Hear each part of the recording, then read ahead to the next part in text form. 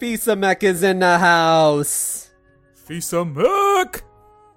Galen, if you could describe the Game Awards in one word, what would it be?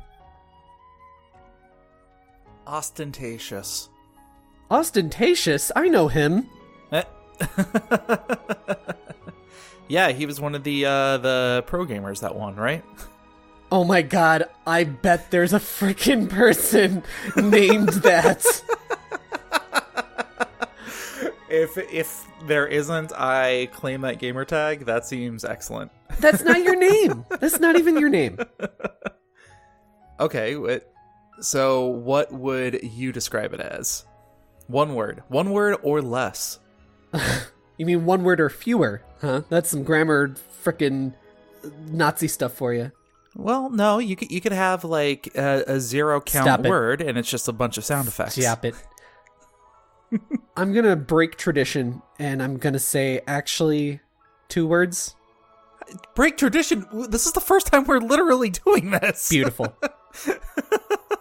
I'm gonna say how embarrassing. I feel like you have opinions. And they suck. Like, we talked about that last episode, but like, our opinions are a sham. Our opinions are just that. Opinions. The video game awards are a sham, and so are our opinions.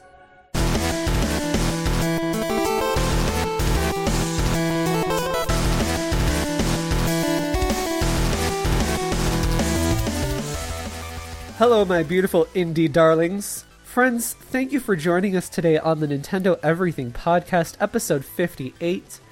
My name is Oni Dino. With me, I have the runner-up for the award of Fakest Gamer. Oh wait, no, I'm sorry, I misread that, I'm mistaken. We have the only nominee in that category and the hands-down winner, true fake gamer Mobius himself, Galen. That was a trial to get through, but I appreciate the effort. Ostentatious Galen. Yeah. That you know what? That's my new Twitter handle. Who has just... He's clearly a masochist. We all knew that. We all knew it. I mean, look at the way I treat him. But he just put chili peppers in his eyes? What are you doing? Yeah, so I am cooking... here's a story. No, I'm cooking a chili later today, and I'm throwing everything into the slow cooker. So I just chopped up some jalapenos, some onions. I washed my hands. I got down.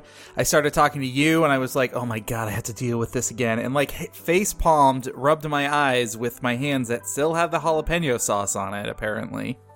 And all those pepper juices. You deserve that because you're like, ugh, I have to deal with this again. And then you're like, oh no, the pain. And it's like, yeah, that's what you get. Yeah. And today's word, ladies and gentlemen, is masochism. Welcome to the Nintendo Everything Podcast. Clearly, we're going to be talking about the Game Awards. Today, we're also going to be talking about the Indie World Presentation or Showcase or whatever. I don't know. I feel like they keep changing the name of it, whatever it's called. The Indie Direct, basically, that came out earlier this week. I will forever call it the Nindies, because that just rolls off the tongue.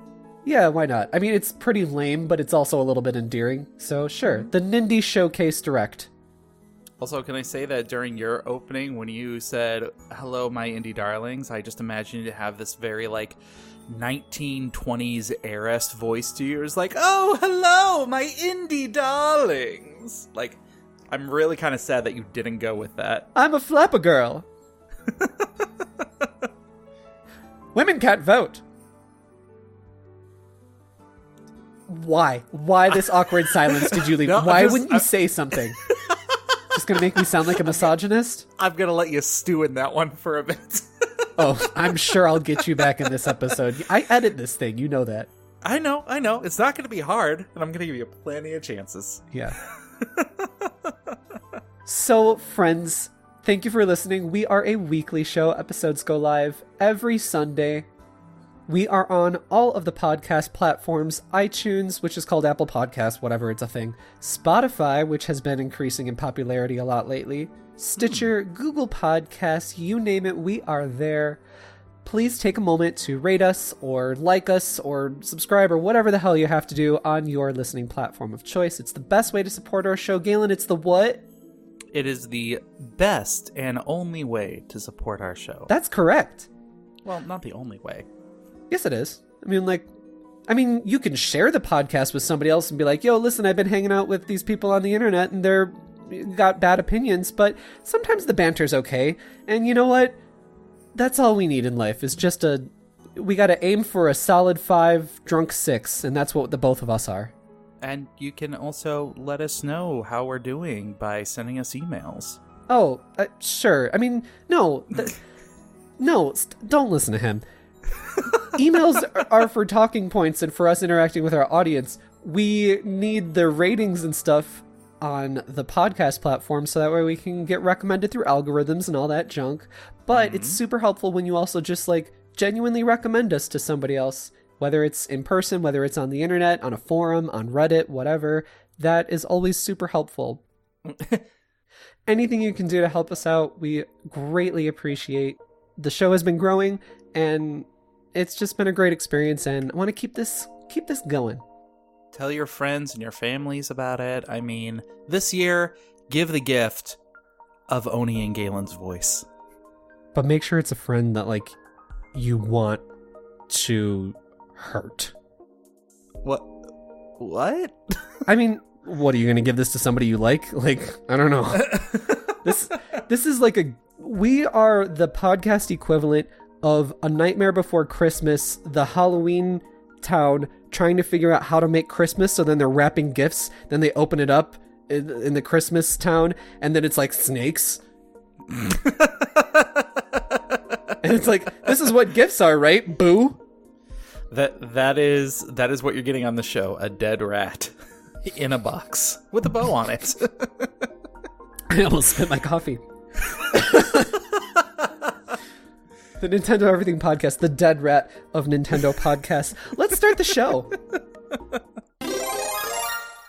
So let's talk about our adventure log. This is where we talk about what games we've been playing this week. Just before we do, Galen, where can they find you talking about playing games? You can find me talking about playing games on Twitter at true_Mobius. I also have an Instagram out there where I have been a little bit more active than recently. Good job. Yeah, and that Instagram is true_Mobius. He screws it up every time. I do. I really do. And then my Twitter is at Oni_Dino. And my Instagram is Oni__Dino. And then I also have a YouTube where I casually play video games, sometimes on my own, sometimes with my husband. That YouTube is called Game Married, Gayme Married. Lately, I've been playing some Shantae on the channel and been talking about the podcast on there and been giving a little bit of insight on behind the scenes. And then my husband Cliff and I are playing Luigi's Mansion. I haven't seen those episodes yet. So, Galen, what have you been playing this week? I really have not had enough time to play video games because I've been too busy talking and listening to video games. Great, good job. You have one responsibility. Well, I do feel it is my responsibility to let you guys know that the rumors about the Resident Evil 3 remake are true. It is coming. It is coming April 3rd, and I am super excited for this. Are you excited to play as the quiet man? I mean, Jill Valentine? You know what? I kind of appreciate the character redesigns and the costume redesigns. I like the character and costume redesigns. They're great.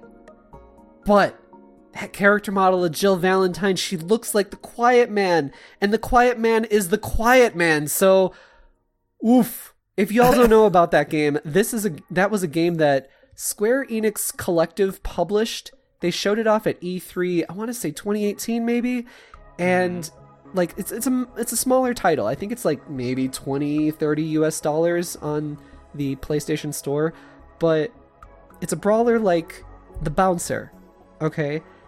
But it's not even anywhere near as tight as the Bouncer is, and that game wasn't really particularly tight. And it's got a horrible narrative. It's got a frankly offensive representation of deaf people, an inaccurate and offensive representation. Yeah. A poorly executed creative vision for the whole thing, and it was just a disaster. And it was just pure schadenfreude for me to hear people talking about it. It was fascinating. But that H&M looking muffa in The Quiet Man is exactly what Jill Valentine looks like in RE3, and I'm like, oh crap, I can't unsee it. I absolutely can't. Okay, not gonna lie, when you said The Quiet Man, I thought you were talking about the movie Quiet Man and not the game. What the hell is the movie The Quiet Man? Oh god, I have to look it up. I want to say it's an older movie with... Hang on, I'm gonna look this up so I don't screw. This is a movie from 1952. Yeah, I know. Starring John Wayne. I was gonna say Clint Eastwood. I know it was one of those two. Galen. What the fuck? I know, right? Oh my god. Never mind. Apparently I can't get him off track because then he's like a toddler. Tell me about Resident Evil 3, Galen. No, I'm really excited for this game. I'm really... Oh? Hang on. Oh? I'm trying to collect my thoughts on this one. Oh, I thought you were holding off a sneeze. I have mixed feelings as to whether I would have been surprised if I hadn't seen the spoilers beforehand or not.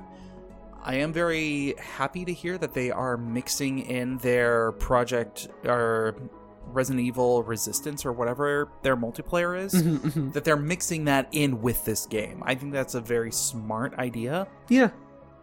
And I love the idea of 4v1 gameplay mechanics. And part of me is now a little bit worried that it's not going to be too flushed out.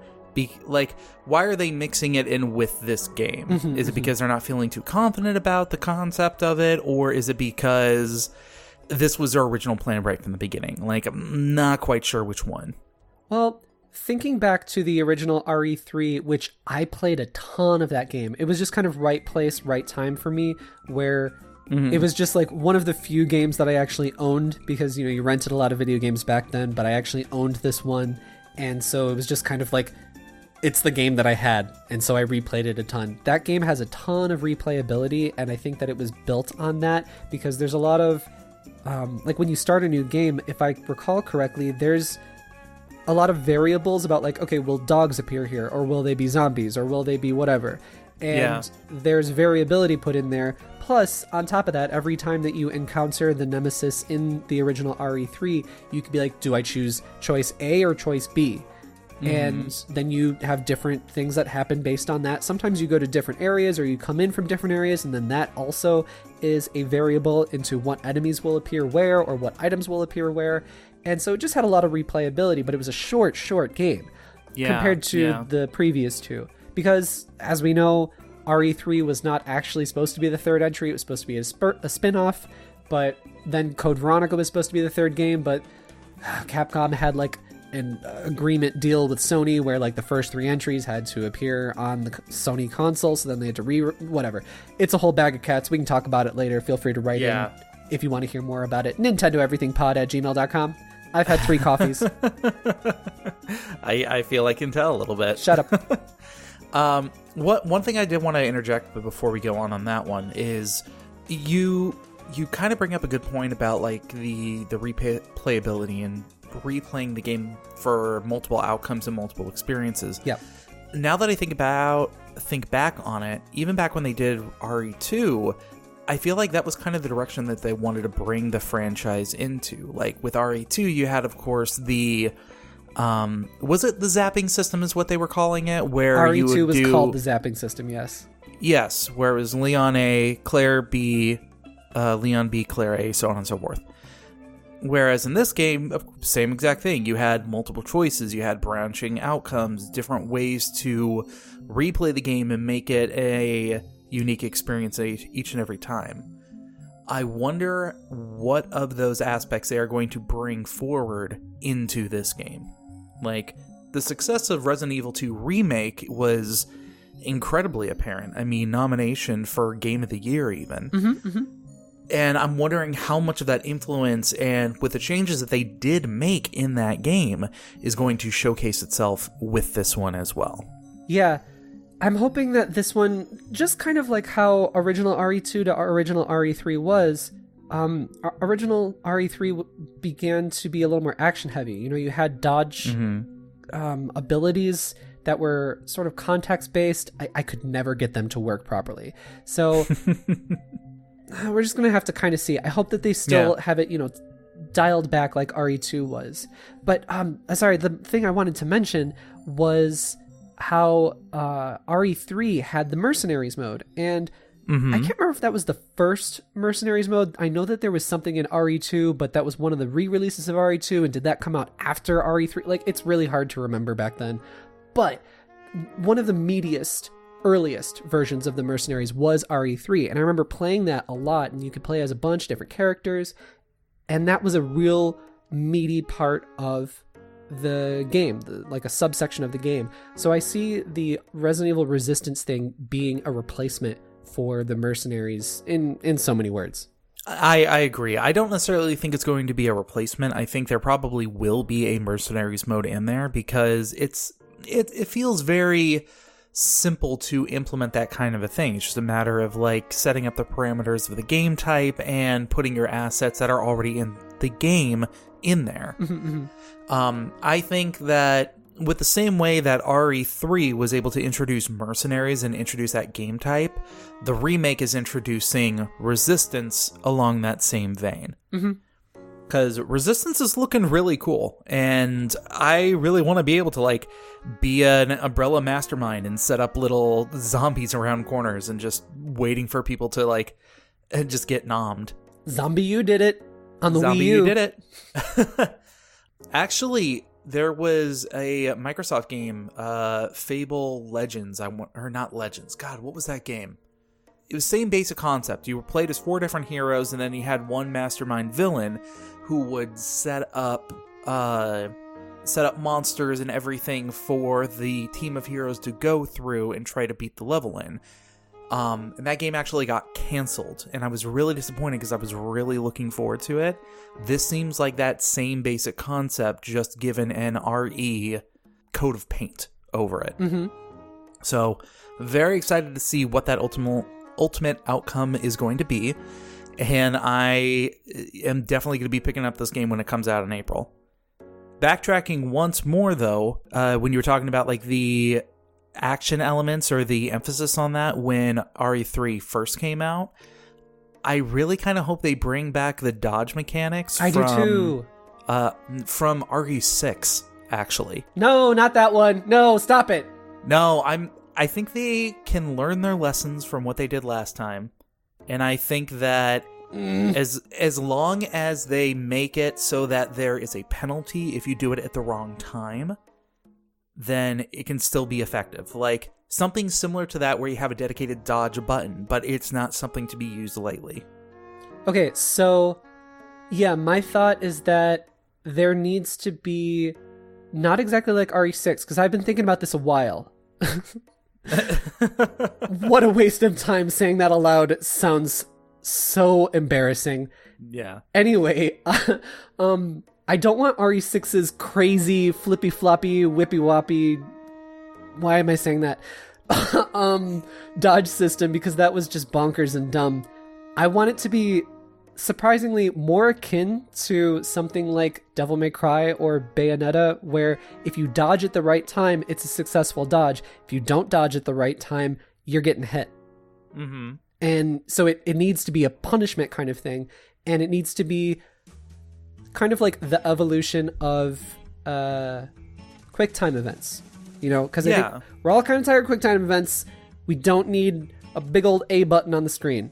I can't remember. Did RE3 have QuickTime events? Oh, no, not in the traditional sense. Like, if you pressed the dodge button... No, okay, hold on. There wasn't even a dedicated dodge button, and that was my big problem with it. If you pressed your aiming button at the right time, then you could dodge, but I could never get it to work. But I've seen people online, like, getting it to work. So I don't know. It needs to be less obtuse than the original RE3 and has a punishment if you're bad about it. Mm-hmm. Skill-based. Well, and that's what I'm thinking. Like, in a mechanics format, if you were to dodge, like, back, for example, like, if you were to jump back, if you do it too soon, well, there's this almost a cooldown where you're trying to, like, get your footing or whatnot, and the zombie has a chance to, like, take a couple more steps closer and get closer to you. If you're dodging a licker and you dodge back and you dodge too soon, well, instead of the licker like flying over you or something like that, it'll just pounce directly on you, and now you're on the ground with a licker on top of you. Like, yeah, go ahead. Well, and it's that kind of like, there's ways that you can blend that mechanic in there and still make it a skill-based thing where you're trying to dodge out of the way. We'll see. I mean, it's coming out soon. It's coming out in April, so... Yeah, and if I remember when they did the remake for RE2, there was a pretty quick turnaround between announcement to when it was actually launching. Yeah, I really like that. I very much like that. I'm tired of games that get announced way too soon. Every once in a while, I think that it makes sense. Like, Metroid Prime 4 is what comes to mind, but I know that there's lots of other examples to point out where it's like, listen, the franchise isn't dead. We are working on a game. Now let us work on the game. You know what I mean? Exactly. Sometimes that announcement needs to happen. Otherwise, like, everybody was still going to be... If they didn't announce that a while ago, everybody was still going to be like, oh my god, where's Metroid Prime 4? You know what I mean? Well, on the topic of announcements, we will definitely be talking about that a little bit later. So this is the happy part of the show, okay? Don't take away my happy. I will do my best. Oni, tell me about your happy. What has made you happy this past week? Well, just before that, though, I did want to mention one other thing about the RE3 trailer that I was kind of bummed about. Hopefully it's just the trailer. I didn't really think the trailer was very good, to be honest. Like, it was just so many cuts and flashes and backs and forth, and I don't know if I'm just, like, getting older or whatever, but I was like, oh, God, this is giving me a headache. Like, oof. Yeah. I feel like that with trailers becoming more cinematic and graphics being able to present themselves in a more cinematic way, that I don't think that's going to be anything that's going away anytime soon. That has nothing to do with it, in my opinion. Look at Final Fantasy 15, their trailers. Look at the Final Fantasy 7 Remake trailers. All of those trailers are amazing, and they're not these crazy quick cutaway things, at least throughout the entire thing. Every once in a while there's something like that, which is fine. But like, the entire freaking video was just like, and then, you know, and I'm like, oh my god, turn it off. My eyes are glazing over. So there was that, but also I wanted to say that Jill felt a little weak in the trailer. This is kind of being pedantic, but Jill is not like Claire or Leon in this situation. Jill is a member of STARS. I'm a member of STARS. Oh my god, I'm just gonna be quoting those games all over my entire life. I'm gonna be like on my deathbed, and like the last thing I say is gonna be like, STARS. But anyway, like, Jill should be, you know, a trained veteran. Like, she didn't just go through all of the training to be a police officer like Leon had, and this is his first day on the job. She has been working for the Special Tactics and Rescue Squad, whatever that it stands for some time now. And you don't just get put into that. Maybe you're a police officer beforehand. I don't know. She was kind of running around like a little bit of a helpless kind of feel to her compared to what her character is, and that's being pedantic. Are you talking like the initial intro of her like running through the building, or are you just talking about like everything after the fact? It was mostly that. It was mostly that, but it was kind of the whole trailer. I didn't get like a feel of like, okay, she was running away from, you know, Nemesis, but then later on she was like, you know, oh no, I got this. You know what I mean? She should be a little bit more Sarah Connor and a little bit less Claire Redfield. I get that. I actually like that, and I see your concern when it comes to that character. So hopefully it's just a trailer. Well, and the trailer had me interested because of that scene at the very end where she was like looking into the mirror and not feeling very well. And I thought that was stupid. Spoilers for the Resident Evil 3 story, but obviously it's alluding to the point at which you are switching control of the characters. Yeah. And it was very weird because it almost gave the trailer like this illusion that there's some like psychological elements that are kind of going into this. And I'm wondering if that's going to be something they are going to allude to in the game, like the strain of this is the second time that you're being thrust into this kind of a situation. What kind of a impact will that make on your mental stability? Or is this literally just, hey, this seems like a fun thing to throw into the trailer? Yeah, that is a cutscene, AF cutscene happening. They're not going to do any gameplay thing like that. It'd be cool if they did, but it's just going to be like RE4, where it like has zero effect on your play, but there's a couple of cutscenes. I always forget you get infected in RE4. So much happens in that goddamn game. Yeah. Like, I forget that, like, oh, that's right, this was in the game too, because it was just so many things. So many set pieces in that game. But anyway, looking forward to it. I liked RE2 a lot. The remake. God, this is so confusing. I just have to say remake. So, Remake 2, Remake 3. Yeah. Re. Stop trying it. Don't try to make that happen. I'm going to make it happen.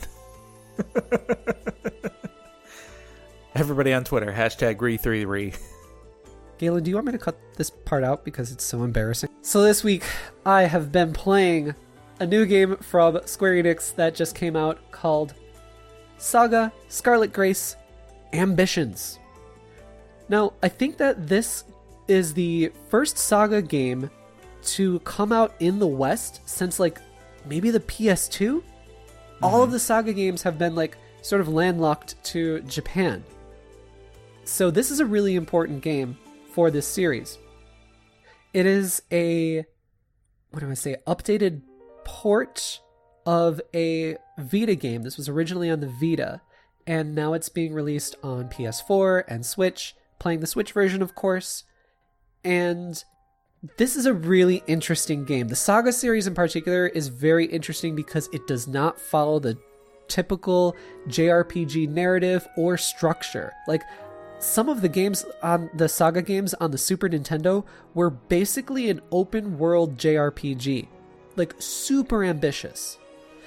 So I've been thinking about this a bit with my experience with the game. I want to describe this a bit as an express JRPG. Do we have enough time in the episode to do that? Because What?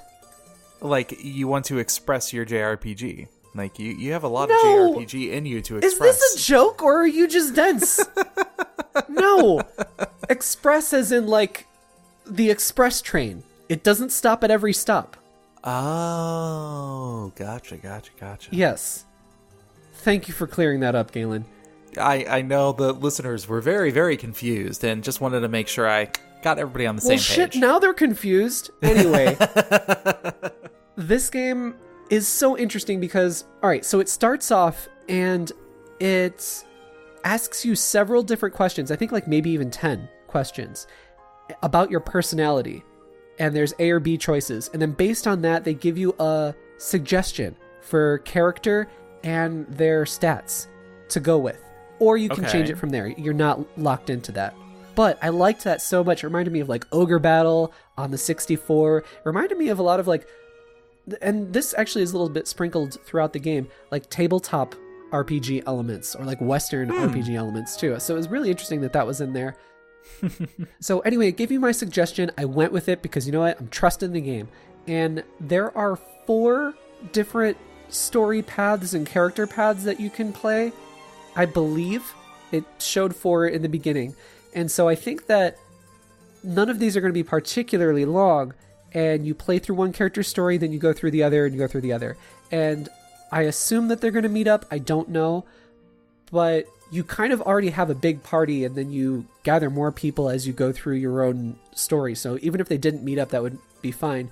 But I feel like you're going to be piecing together the narrative through 4 different viewpoints on the world. And I love that idea. Yeah. It's sort of like something that Octopath Traveler was inspired by with a lot of the SaGa games. just about to actually bring that up. It sounds very reminiscent of something like Octopath Traveler. Yeah, from my experience, though, and I haven't played too much of SaGa Scarlet Grace. I'll be playing a lot more, and you'll be getting more impressions from me next week. But Octopath Traveler definitely has elements of that SaGa narrative structure, but then comes together and becomes a bit more cohesive in terms of JRPG narrative. It becomes a bit more stereotypical. Not entirely, of course, as people who have played Octopath know. But anyway, I'm a little bit torn on that with SaGa. That's always been like one of the things that kind of doesn't land with me in SaGa games, just because I very much need a narrative that drives me to continue playing the game, or like moving on to the next story beat, or like, ooh, let me figure this out, or what's happening or something. I am somebody who really requires that in their RPGs. So there is that sort of notch against this game not being for me. However, how frickin' ever, the battle system in this game slaps. So it's a slapping game? Yeah, just like GoldenEye like 64. Is that kind of like a button masher? It's like a Final Fantasy VII where you're Tifa and you're going to go up against Scarlet and you're like, oh, this is going to be an awesome battle, but it ends up just being a button mashing slapping game, and you're like, this sucks and is probably sexist. That sounds terrible. It was one of the worst parts of Final Fantasy VII, in my opinion. Just because I was looking forward to seeing Tifa beat the shit out of Scarlet. She was a great villain. Anyway, back to this Square Enix game. What was I saying? Oh, the battle system. The battle system is great. It is a turn-based RPG, but it is so dependent on your character's speed and the skills that they do. Each character's skill takes up like an action point. And depending on which skills you use more or fewer action points. And there's so much strategy to it that literally every encounter is methodical and different. It reminds me of like Baten Kaitos, where just every single battle was different and you had to really think about every encounter, and nothing was ever boring, and you're never mashing the A button like, okay, let me get through this. Like, no, every battle, even the little ones, were exciting. And I love that about this game. The battle system is what is really pushing me to continue playing this game, because it's so engaging every single time.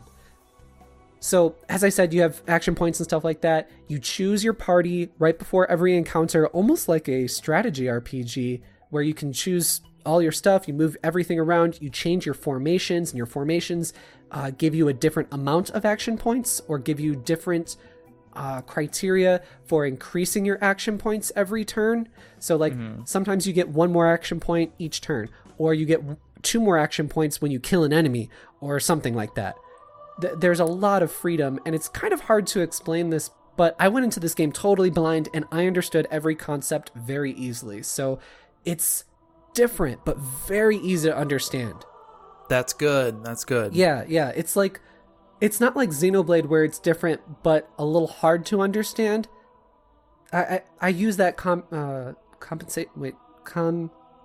comparison. See, I knew it was a K word. God, why does my brain do that? I use that comparison just because Xenoblade is also a JRPG that acts differently, and SaGa Scarlet Grace is a RPG that acts differently. So you're saying it's a game that is easy to play but difficult to master? That's not what I said, but yes, it is. One of my favorite aspects of battle is that, like, so there's a visual indicator on the bottom of icons of when your character attacks, when your enemy attacks. If you have an enemy that is surrounded on the left and right of player characters, and you kill that enemy, and then your icons, come together where that enemy's icon was, then you get a unifying attack between all those characters that link up visually in the icons. So that could be 2 characters, that could be all 5 of your characters.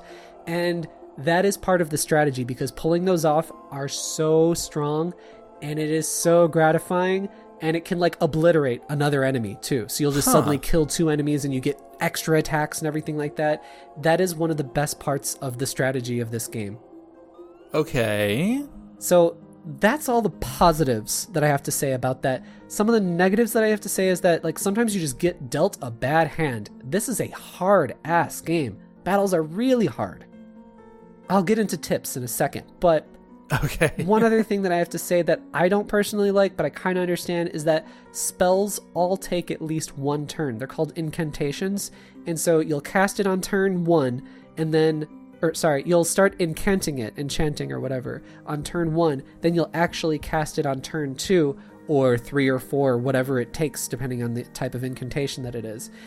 And I think that's supposed to be like, well, these are really powerful and that's why, it happens. But I've found that some of the spells aren't really worth all of that time that it takes. And I'm like, damn it, like, I want to be using spells. They're useful, but not so useful that I have to wait 3 turns, and it's hard to strategically plan for that as well. So, question, is there a way that you can start an incantation with one character, have the enemy attack, with your next character have him kill the enemy that just attacked, combining the two into a unifying strike, and that also incorporates the incantation into it to make that even stronger? Yes and no. Yes, you can do a unifying attack. No, it does not matter about the incantation or make that stronger or anything. See, and that I feel is a failed opportunity. Damn. That would be really cool, actually. I don't know, maybe that is in the game later, because that's a really cool concept. Because the way you were describing it, it really sounded like almost like a card game-esque mentality. Yeah. Just like you said, kind of like Batten Kaidos. Yeah, but this is why I think that you might be kind of interested in it, because it has some tabletop elements in it in a really interesting way. But it's not too many tabletop elements that I'm personally, what do I say? Not excavated, but it's probably an excluded word. Excluded? Yes. Excluded. You don't feel excluded from it. Yeah. But see how I came up with excavated? Like, why does my brain do that? Like, what the... It's okay. You were just talking about the battle system. You're slap happy. Sure. I hate you. But you can power up your spells, but you kind of have to go through the slog of like having this spellcaster in your party that's not super useful, and then you power up their spells, and then it gets a little bit more useful. So going back to those saying that like the battles are really hard, they're really hard, and you have to get used to your characters dying. It is okay that your characters die. As long as one of them survives, you win, and you win the battle, you win. Your characters have these things called life points that are separate from your HP. And your life points, you might have 8, you might have 4. And that's basically how many lives that you have, like in a platformer. Huh. So if your character dies in battle, they lose 1 life point. You can restore life points by having them not participate in battles, like the next battle, and every 2 battles they gain 1 life point back. So it's a really interesting way of making sure that you switch out your party members and kind of get used to playing different styles of play. Yeah, it promotes a level of diversity, which I think is one of the big tropes that just JRPGs and classic RPGs kind of struggle with. Yeah. So I do like it. It's so very weird because also I don't like dying in JRPGs. Yeah. I'm getting used to it in this game. The game is forcing me to be in uncomfortable territory. And I like it because they're not pulling me into the pool, but they are ushering me into the pool. Yeah. Well, whatever. Don't tell me who splashes me, okay? I decide. Splash. Splash bash. Listen, Magikarp. Magikarp used the splash. It was not effective. It didn't do shit. That's what... I want a Pokemon game that says stuff like that. Like, use splash. It didn't do shit. I want to Dynamax the Magikarp, and I want to see that happen. Oh, God. So many bones. But anyway, I'm going to have so much more to say about this next week. My takeaways so far is that the narrative is a little bit weak. There's talk of houses, and there's a world... There's a world... What was that? I tried to... There were... I hate you. I tried to say the word world. That's a hard word to say. Hardest in the world. I really feel bad for Japanese people because they struggle with words like world and girl and squirrel, and I understand. See, I can't even pronounce it sometimes. Hard. There is a world there to build, but so far it hasn't been building it too much. I've met several characters and I've recruited a few characters, but like I don't know too much about them, and I don't know, it's a little weak in that regard, but I have a feeling that this is a game that rewards, see, again, rewards you for the long haul. So Yeah. we'll see how that goes. I don't want to make that, state that as a detriment just yet, but Okay. I'm looking forward to it, and I have some tips. I have some tips for people that I've experienced so far. Number one, I recommend starting out, set the encounters to easy in the menu. There in the menu is a way to set your encounters to easy, normal, or hard. I left mine on normal for a really long time, and I was able to get through it, but I was definitely struggling, and characters were dying almost every battle. Mm-hmm. I set it to easy, and characters still died a little bit. I'm still challenged. Don't stop laughing. I'm still Characters are challenged. dilating. That is inappropriate. Characters Every are battle. still dying, and I'm still finding it challenging, but I'm having a lot more fun with the game. So I do recommend changing that setting in the menu. See how you feel with that. You might actually enjoy it a little bit more, and then go back to normal or whatever you want to do.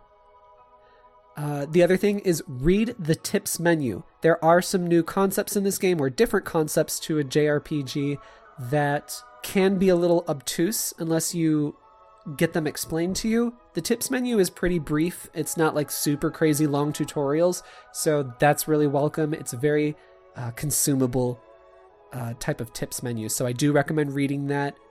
And then the other thing is that you don't get equipment throughout the game like a typical JRPG. You find equipment once in a while, but this game is all about forging your equipment. You go to blacksmiths at towns, that's your biggest thing, and you forge. Always forge. And you can find, like, one blacksmith will be proficient in one type of element. There's 4 main elements, so then they give you a little bit of a discount on the type of material that you use. However, something I found out by just doing a lot of blacksmithing or smithing, whatever, Yeah. if you do it in one particular town, you stay in that particular town and continue to do it, even if they are not proficient in that element, they eventually get better at it, and your smith ability goes up or whatever, and they give you discounts on that element that they're not even proficient in, on top of the element they already are proficient in. And that was awesome. So if you get to a certain area, like I got to this certain area right now where you can find all these different elements for items from battles, and then go to a smithy and forge your equipment, I continue to do that, and I'm kind of building up my equipment and reducing the amount of items that it takes to build it. And it's a great way of leveling up, and just it feels really good. It's kind of like grinding, but it's not forced or anything like that, but feels good for people who really enjoy the RPG experience. Reminds me of Dark Cloud a little bit too. I've actually been thinking about that game a lot lately. You should. That game is great. That game is amazing. I actually liked the second one better than the first one. I'm the other way around, but I gotta play more of the second one. Yeah. Because you choose, like, okay, I'm going to upgrade my Brigadine, and my Brigadine can either be upgraded into thing A or thing B or thing C. Then from there, there's another branching path. So it's like a skill tree kind of tree. And It's just like Dark Cloud, right? So it's not as in-depth as Dark Cloud, but it does have elements of that. Follows the same structure. Very cool, very cool, very cool. Yeah. Sorry, I talked about it quite a bit, but I'm really enthralled with this game because it's so weird, but I'm also really glad that a SaGa game has its hooks in me. I've played a lot of SaGa games before, and I've been like, never finished them. This one I think I'll finish, but I have to keep playing it more. The battle system is awesome. I'm really enjoying it. The writing is also quite nice too. Like, there's not a ton of dialogue, at least so far, but the localization is very good. And I think it's really important also to point out the localization, because this is a game series that is very typically just in Japan. So it's really important that this is now coming west and that this is like the first game in like forever in the SaGa series coming west. They did a great job with the localization. There's not a whole lot to work with, but they made like the nobles sound like nobles, and then like I met a queen of thieves and she sounds real gruff, and everybody's written very differently, and that's just good writing. Neat. Yeah, I'm enjoying that. So, SaGa Scarlet Grace Ambitions for the Switch. Mm-hmm. And we're going to be hearing more? Yes, next week. Also, Nice. Good to mention, like, if this is intriguing you, do check the game out, because it's not a full price game. On the eShop, at least, it's like, I think $30 US in the American eShop, and then there's a launch discount of something pretty substantial, like 15% or 20% or something like that. Yeah. Yeah, so, I mean, this isn't a hard sell. Let's get into the news. The news. The news. So 2 big things happened this week. We got the indie presentation and the Game Awards. Yes, sir. Which do you want to start with? I want to start with the indie presentation because I feel like that is a happier one. That is a more celebration of video games than the Game Awards is. Yeah. We'll talk about that a little bit more later. But like originally I was like, okay, cool, we'll talk about the indie presentation. Oh, that's the same week as the Game Awards. Okay, well, we'll reduce the amount we're going to talk about it with the indie presentation, and then we'll talk about the Game Awards more. After I watched the damn Game Awards, I was like, you know what? No, we're talking about the indie presentation a lot too, because I want to celebrate that. Mm-hmm. Damn it. Mm-hmm. And to be fair, like the Nindies came out of absolutely nowhere this week. Like we did not know that was happening until like the day or two before. Yeah, that's true. So anyway, there's lots of creativity. You can check on YouTube for Nintendo's Indie Showcase presentation. It's about 20 minutes long. It's very concise. It was very direct. Yeah, it was tokusatsu. And pretty much every indie got pretty much the same amount of screen time, like negligible differences. So they didn't really highlight anything over the other, except for like the opening and the closing, which makes sense. Okay. So starting out with the indie presentation, it starts out looking very Powerpuff Girls, just like the last Indie Showcase. Does that art style not remind you of the Powerpuff Girls so much? I think so. Are we talking about Sports Story? No, I mean of the indie presentation. Oh, just of the thing in general. Yes, I'm 100% with you. Yeah. It reminds me of the professor. Well, I forgot what his name was. They just called him Professor, but the sugar, spice, and everything nice. Yeah, he's just the professor. Yeah. Man, I really like that show. Really like that show. It was a good show. I used to watch it all the time with my nephew. That and Dexter's Lab was like some of my favorite. Yeah. God, what was that guy's name? Oh, he has a really funny name. That weird foreign name. What the hell? God. His name, it's like Grendy Taravorsky or something like that. It's something really... Gendy Tarakovsky? Is that what it is? Nah, hang on. I'm going to look this up now. Anyway, he's got a very Eastern European name. And he is the kind of the brainchild and the... God, what was he, like the art director? Was he the actual animator? Like whatever it is for... He started off with Dexter's Lab, and then he did Powerpuff Girls, then he did Samurai Jack. This is not the indie presentation. What am I doing? Anyway. Gendy Tartakovsky. We were both wrong, yeah. So Tchaikovsky, he starts out by performing on the Nindie Awards, even though he's dead. And the first game that they open up with is the sequel to Golf Story, Sports Story. And they show Golf Story, and they're like, he hits the golf ball. It was a really cute opening. He hits the golf ball, goes over to a tennis thing, and then they're like, let. Because a let in a tennis game is when the ball gets served, but it hits the net, and it goes over the net, but it's like a do-over. Let means do-over in Twitter. Twitter, tennis. It starts with a T. Oh my God. Twitter. Oh, jeez. So anyway, this starts out, and it's so cute. Golf Story was an indie darling for sure. I know, Galen, you really enjoyed it, right? I did. And I've been picking it up. I've been playing it just on and off, just like every other week I find myself just playing a couple of just random holes in the game, and the essence of that trailer is exactly what the entire first game was. Like, it's exploration, it's fun, there's no point whatsoever where it takes itself too seriously. The humor seems to be in there. I absolutely love the fact that they're going to other sports like baseball and tennis and even more. The Golf Story was a big surprise for me. I'm glad I was interested and I picked it up, and I'm ecstatic that there's a sequel coming. Yeah. Cliff loved it. Super, super loved it. And he's like, you have to play it. I'm like, okay, I will. But also I got a lot of other stuff to play. So no, you've got to play it. This game is amazing. Yeah. And then moving on from that, they showed off Streets of Rage 4.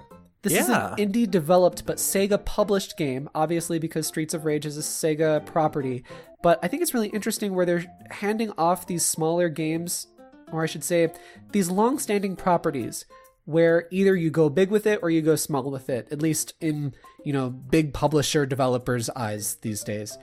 And I like this idea of handing it off to an indie team, having Sega in the background to give input and whatnot, and then they make a game that is evocative of the actual series of Streets of Rage.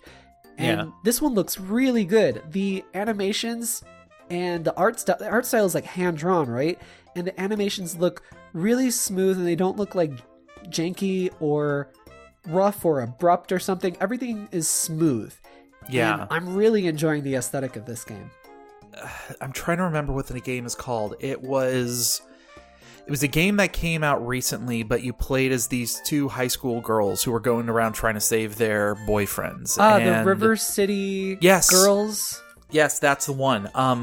A lot of the animations, and especially the way the characters moved, was very reminiscent of that for me. Like, originally, I thought this was something that was made by that same team, or just something like that. Yeah, so that game, River City Girls, was actually developed by WayForward, the same people that do, like, Mutant Mudds and Shantae. And then it was published by Arc System Works, if I recall correctly. If I'm wrong on the internet, holy crap, I'll be a pig. I've never been that big of a Streets of Rage guy in the past, but I've seen the success that games like Scott Pilgrim vs. the World and River City Girls have, like... Yeah. And I'm actually kind of interested in this game. This game looks really good. Yeah, I love side-scrolling beat-em-up so much. Like that Capcom... what was it called? I can only remember the Japanese title. Capcom Classics? No, it was like a belt action scroller or side-scroller beat-em-up, whatever. Beat-em-up collection, that's what it was called. Yeah. I love that. I love all those games. It's just kind of like the same thing as like a hack and slash nowadays. It's the same concept. So I am all in on Streets of Rage 4. And then we saw just a bit of a new game, a new indie game from a Japanese indie developer called Gleamlight. This has a total stained glass aesthetic and is they were really emphasizing that whole stained glass motif. Yeah, it's really prevalent in the art style for sure. It is a side-scrolling platformer, action platformer, possibly Metroidvania. We don't know. We know very little about the game, honestly. Yeah. It's been getting some backlash online. I understand the criticisms. I don't understand the level of backlash. It's getting a lot of criticisms that it's a ripoff of Hollow Knight on the internet. It's got a bajillion downvotes on the official video for it on YouTube. Really? Yeah, and I'm like, okay, I get the criticism of like, I mean, we know nothing about this game yet. Like, they hardly said anything. All they said is that, like, this game doesn't have a UI and it doesn't have text in the game as well, which... Interesting. Yeah, that's an interesting enough concept. I mean, it's not like they're breaking new ground by doing that. They're doing something uncommon for sure. But, I don't know, we just know very little about the game, and to suddenly write it off and say, I don't know, such critical things... Yeah. And call it a ripoff is really unfair because, I mean, how many 2D action platformers look like each other. You know what I mean? Like, it's true. I get that this one really does resemble Hollow Knight to a lot of people. I haven't played Hollow Knight very much. I barely just started with it, so I don't have a strong image in my brain of that game's aesthetic, and I don't see too many similarities between these two games. I see some for sure. So I'm not like people are pulling this out of their ass or whatever, but I don't know. I just think that the amount of hate currently is like really unnecessary, unnecessary. So like, I think people are making a lot of those accusations based on the fact that I will concede the worlds themselves do look very similar to each other. Like they've got this very a lot of darks and a lot of greens and a lot of like kind of underground dark enchanted forest-esque imagery when it comes about things. And I think Hollow Knight also had a very similar motif where those same kind of colors and those darker shades of blue and green and... Yeah, it was a very blue, green, purple, black game. It had a very specific color palette, and I think it changed a little bit from what I've heard, but it mostly stuck with that aesthetic. This one's more bright, though, I think. Well, and saying that it was more of a... Yeah, saying that it was more stained glass inspired is going to... Hopefully they use a lot more reds and yellows and other colors like that. Yeah, primary colors in particular, I think, would really help it out. But I mean, like, you killed the enemy and it fell apart like shards of glass. I think that that's different enough. And, like, the enemies aren't all bugs. Like, I think part of Hollow Knight's thing was that everything was a bug. Everything is a bug. Yeah, and that was part of its theme, and that's fine. But, I mean, like, I don't know. I just think that calling it a Hollow Knight ripoff is really too far of a criticism and way too easy to, like, write a game off. Like, it's a 2D action platformer. Yeah. I don't know. Well, and it's just like saying Hollow Knight is a ripoff of something like Cave Story, where it's this engrossed story in a Metroidvania-esque world that you're going into. I think it would have been actually better if they had shown off a little bit more to, dispel those comparisons. Well, and I mean, this is also one of the first times that we've actually been hearing about this game, so it's entirely possible we're going to know more about this game before it comes out. This is just an initial taste. Yeah, I just mean, like, for their initial reveal, see, our word, that they should have shown off a little bit more to show how it kind of stands on its own. I think they did a pretty good job, but apparently not good enough for... I don't know, some gamers. For whiny boys on the internet? You mean capital G gamers? All of the real, true gamers? Oh, God. They're just cranky because they're out of Mountain Dew and Doritos. They're cranky because there wasn't a Smash character announced at the Video Game Awards. What are you talking about? Joker is coming. It was announced as a playable character. We'll talk about that later. Anyway. I am on Gleamlight. I'm going to look forward to that. I really like, honestly, all these games that they announced. I want to buy, almost all of them. I'm looking forward to these games, and I love indie games. That's why I want to celebrate these games and talk about these games. Can I say something as a blanket statement to anybody who is making complaints about this game, calling it a ripoff of Hollow Knight? And I'm just saying, video games are in a very unique state where you can have something that is an homage to something. It's going to have the same kind of play style, the same kind of gameplay mechanics. They can share themselves. They can even share themselves similar aesthetics. Hollow Knight was a fantastic game. So if this game is of equal quality, I mean, you're getting more of something that you already enjoy. Like, what would the problem be if that accusation is true? Galen, 2019. Yeah. You know what?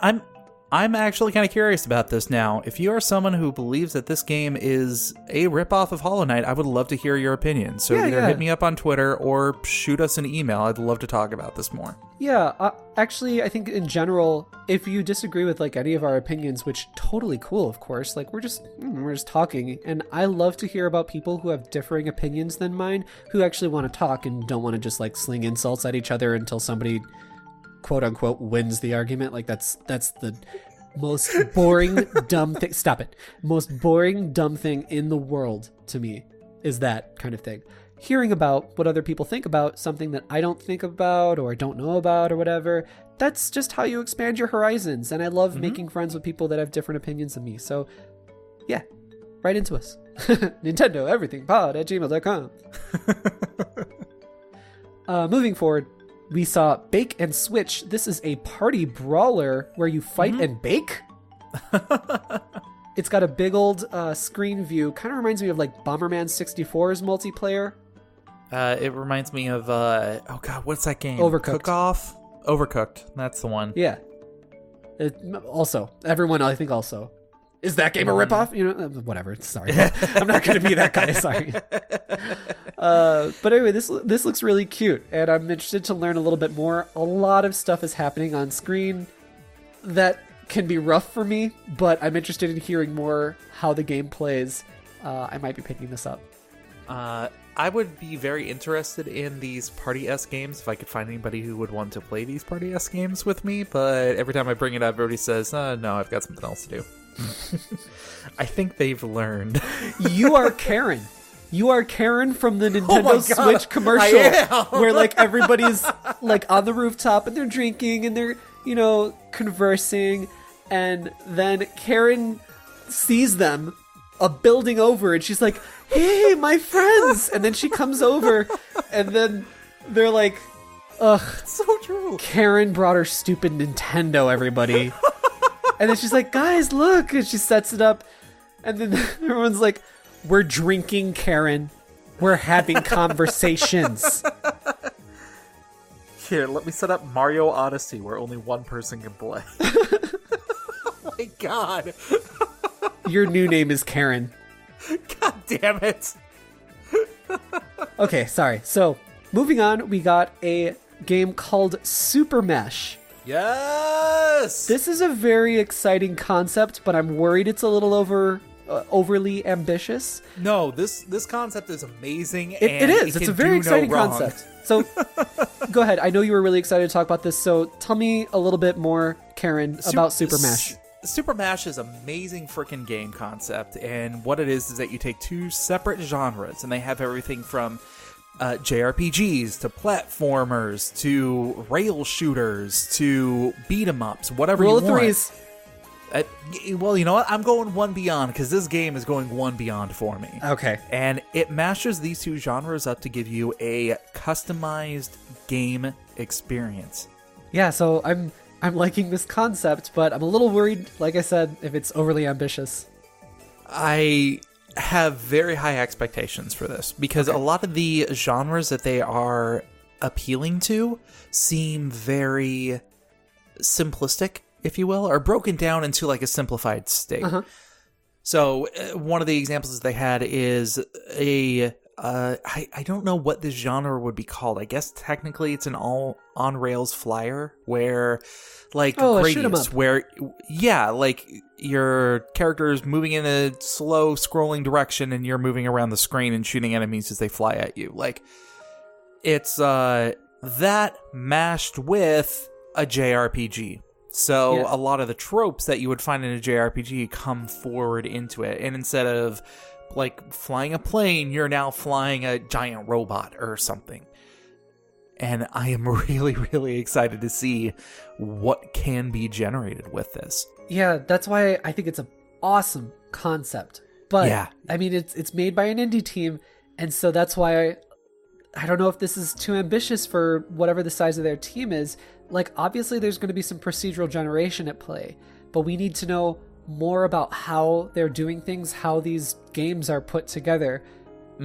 Because procedural generation at play, for me, that never really turns into good game design, only serviceable at best, and that's only excusable if everything around that level or game design is done well.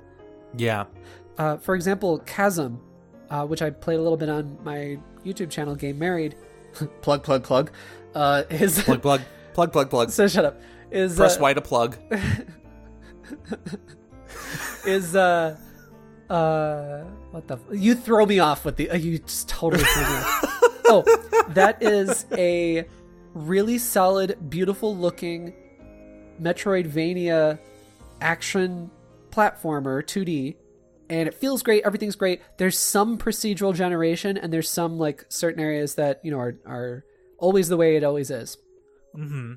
But the procedural generation doesn't bother me so much because everything around that is really good. So even if there's, you know, uninspired level design in certain areas, I'm not bothered by it. So if this game does that, then that's good. But I'm like, how are you going to do that with mashing up all these genres, and like how many possible games can you make? And it just, there's so much stuff that I'm like, I don't know. I see so many opportunities and variables where it could fail. Yeah. And I mean, this is an indie game, so it, as much as I hate to say it, indie games usually have a smaller budget than what you would expect from like the AAA games that want to. There's millions and millions being thrown at AAA games. Like, it's stupid. Yeah. So, I mean, with this game, setting the expectation a little bit lower might be a good idea, because in those cases that they are able to really come through on what they are trying to achieve, it makes the impact of that game so much more deserving. Yeah.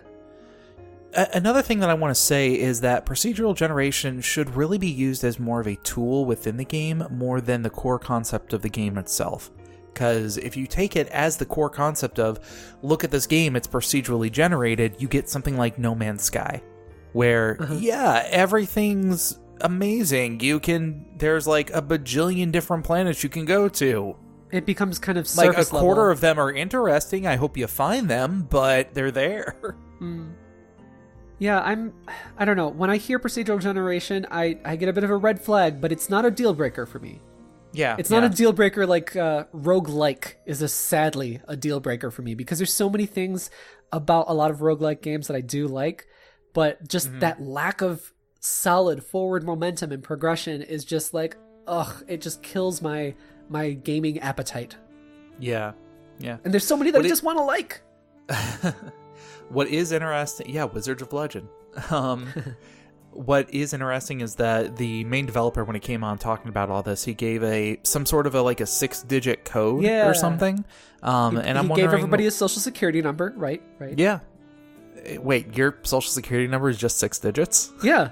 Is it yours? Oh, I mean, my human social security number has the same amount of digits as yours. Is this a callback to the lizard people joke I made last episode? Listen, lizard people are always relative. Relative? Relatable? Relevant. Relevant. That was the R word. I think you're thinking of the word genus instead of relative, because, they're hatched. And No. Relevant. Those damn R words with you. So, Galen, with Super Mash, when you get this game immediately, like I am also going to be getting this game immediately, because it's too exciting of a concept. I'm totally down for this, even though I'm, a little weary. What is the first mashup genre that you're going to create? JRPG and platformer. Okay. Although I am also interested in the idea of an on-rail shooter and a beat 'em up.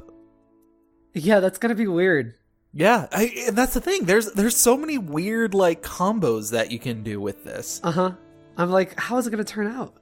I really want to know, is this what elements of it are the procedural generation? Is it the characters and the settings are all different, or is it I'm very intrigued by this game. I really want to know more. Yeah, I'm like, okay, do you get to choose the color palette? Do you get to choose the art direction? Do you get to choose how many characters? There's so many variables in all of these different things. I'm like, what do you have control over? I want to know much more about this game.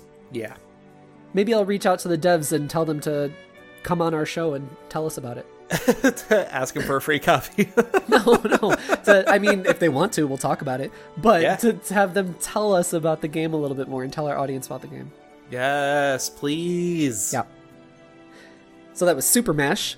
Now, moving forward, we saw the Talos Principle, a first-person puzzle game that's already out on the Switch. I am going to be playing this coming week, and I'll have more impressions. Well, I'll have impressions next week on the podcast. Yeah, they kind of did a couple of games on this list, this game included that. I feel like Talos Principle hasn't this already been out on other platforms? I definitely have heard this name before, so let me check. You go ahead and talk. Yeah. Well, no, it's just like skipping ahead and to other games on the list, and we'll talk about those more in detail in a bit. But like Talos Principle and Dauntless and Oddworld and Boyfriend Dungeon, like all of these games are games that are more re-releases to the system. So Boyfriend Dungeon isn't out yet. Oh, it's not out yet. No. Okay. I first heard about it coming to the computer. Like, I've definitely heard of this game before. It's been out before. We'll talk about... We're going in order. I know we're going in order. That's why I gave the little, like... I steer this ship. You swab the poop deck. You're lucky that sentence didn't have any R's in it. But yes, the Talos Principle is... It looks like it is the same game that was like originally released on PC several years ago, and then it came out on PlayStation 4 and Xbox One eventually, which was, I think, last year, and now it's on the Switch. So I think it is the same one. Before, yeah. They've probably built on top of it and done expansions and junk like that. As they do. Yeah, as you do. So I'm looking and a lot of the times when these games come out in this like later state, the finished product that you're getting is more of like a complete edition. Yeah, like, look at A Hat in Time when we got that on the Switch. When we got it, got it with the DLC and everything too. Right. And it looks like the Talos Principle does come with a big package of DLC, the Road to Gehenna. Big package. Well, that's what I like. So this looks really intriguing to me because they're my type of puzzles. When I think when I first saw or heard of the Talos Principle, it was... maybe I heard people, misrepresenting the game as like a Portal kind of game, just because it's a first-person puzzle game. And I was like, oh no, Portal hurts my brain. Like, I appreciate it so much and I love puzzle games, but it hurts my brain. I just don't get a feel of where I'm at, and then I'm just like lost, and I'm just like an old man. Side note on that, because you're talking about Portal. On the Sony also came out with their State of Play, which is basically a direct, like the day before this one did. But they announced a new game that's all about changing the perspective of your items, which changes the size of the item in real life. And it was when I watched it, I thought of, holy crap, this is like next level Portal shit. Interesting. Why don't you go and talk about it on the PlayStation Everything podcast? Kidding. So anyway, I'll have some impressions about this next week. Okay. And then they showed off Dauntless, which is a big release on the Nintendo Switch. This has come out on some platforms before and on PC, and it is now available on the Nintendo Switch. Yeah. I've been seeing a couple of people who've been playing this online, and the game seems like a weird... I always put it as a cross between Monster Hunter and Fortnite. As weird as that is. I don't think it has a lot in common with Fortnite. Like, maybe the art style is evocative of that. The art style is what is triggering it for me. But if it's just an art style, then I don't think it's appropriate to compare it to... Like, it's a bit misrepresentative, I think. There's also a tone in the game itself. Like, some of the emotes and the dances that they actually have in there definitely take that, like... I hate dances. They definitely take a more lighthearted, like, comedic approach to expressing your character or your avatar in the game. Yeah. That just made me dislike the game. I love the idea of like getting together with your people and taking down a big enemy, PvE. I like PvE a lot. Yeah. So of course I'll give this a shot. It's free to play. That's sink or swim for me for sure. So we'll see. I'll give this one a little bit of a shot. I like the way it looks. Speaking of sink and swimming, did we skip Sailforth? Oh, we did. Did we? Okay, yes, tell me about Sailforth. Sailforth is a new game that they have coming out. It's a ship naval combat-esque simulator. It does have a much more colorful, kind of cartoonish design and flavor to everything. They emphasize a lot about using the physics of the wind coming around and getting that kind of like Assassin's Creed, Pirates, whatever naval combat element to the game. And they also referred to like different squads. Like you can have a squad of ships that you're commanding all at the same time to take down whatever it is in the game. It looks fun. I've never been that big into games that like focus on that naval combat myself. But yeah, it's worth mentioning. It's coming out. It reminds me a bit of like Command and Conquer kind of thing. A little bit. Yeah. Actually, it reminds me of, there's a game that I believe it was Ubisoft was announced, like, was it E3 of last year or the year before Is it? it Sea of Thieves? No, it wasn't Sea of Thieves. It was the other pirate game they were doing that wasn't Sea of Thieves. Because literally those two games came out at were announced at the exact same time. And then moving forward, we got Murder by Numbers. This is a mishmash of several different genres. There's like a murder mystery puzzle solving aspect. There's Picross, and also little bits of visual novel also rolled into this. It's very Phoenix Wright, Professor Layton-esque. Yeah. But it's Picross, and I love Picross. I am just a junkie for Picross. Just shoot it right into my veins. You know what? I don't think I've ever actually played a Picross game. Oh, it's the best, man. Have you ever wanted to play Sudoku but have a good time? Play Picross. Oh man, like Puzzle Quest, remember that came out and I told you a little bit about it? It's like a JRPG Picross game. That is so good. So good. I played it all the way through. I should just replay the whole thing. It's so good. So I can tell you're going to be excited for this one. For sure. I love everything about this except for the stupid romanticizing nonsense of the 1990s. Like, it was literally the second thing that they said to describe the game, and just let your game and its aesthetic speak for itself, you know? Don't be like, hey, look how 90s this is. Like, because, I hate that. Like, there's a lot of good talent behind this one, and I'm looking forward to it, so I don't want to be down on it, but that is something that really bothers me. Don't be a total drag, man. This game looks totally tubular. That 90s bullshit, like that romanticizing stuff, is for people who are younger than us, who were born in like 1998 or 1999. They're like, I'm a 90s kid, or whatever they say. I don't even know. It's obnoxious. I plug my ears when I hear that stuff. You know what? You're throwing all these criticisms around. I can't hear you behind my, Ray-Bans and my backwards baseball cap. Man, do you remember like 15 years ago when like people were romanticizing the 80s? And like people like us who were born in the later 80s, they were like, oh, I love the 80s. I was born in the 80s or whatever. And I'm like, bitch, you were born in 89. And yeah, I don't remember the 80s. Like, none of us remember the 80s. We were born then, but like, when did you actually remember life? You know, like, just romanticizing these things to sort of like assert your dominance of age is honestly, like, in your maturity that way, it is like the most immature thing. Honestly, I just blame VH1 because they had the series I Love the 80s, and you're doing it though. Like, you're referencing VH1, and like people nowadays don't know what VH1 is. Is that even a channel anymore? What are channels? You know? You know, it's funny. I was actually talking to my wife about the I Love the 70s and I Love the 80s series, and I can't find any place that's streaming it. Because it's garbage. It was fun. No, what? It wasn't. I enjoyed it. You are the You are the ball lickers. I am the problem here. You are. You're like, no, but I want to references. God, go back and play Borderlands, why don't you? Oh, don't make me. Oh God, Cliff was playing Borderlands 3. I love him. He's my husband. I love him very much.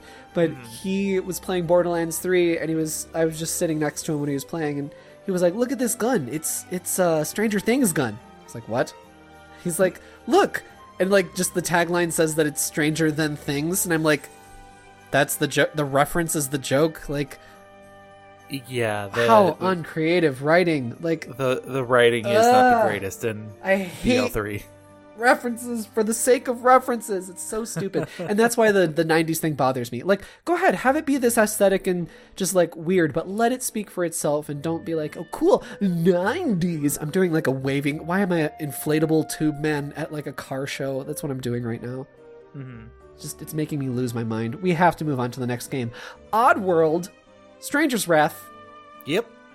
It's kind of a cool idea. You're like sort of third person, then sometimes first person, and you're shooting bugs as your ammo. Mm-hmm. Got anything to say about it? Well, and I want to double check something really quick, because I could have sworn this was a remake.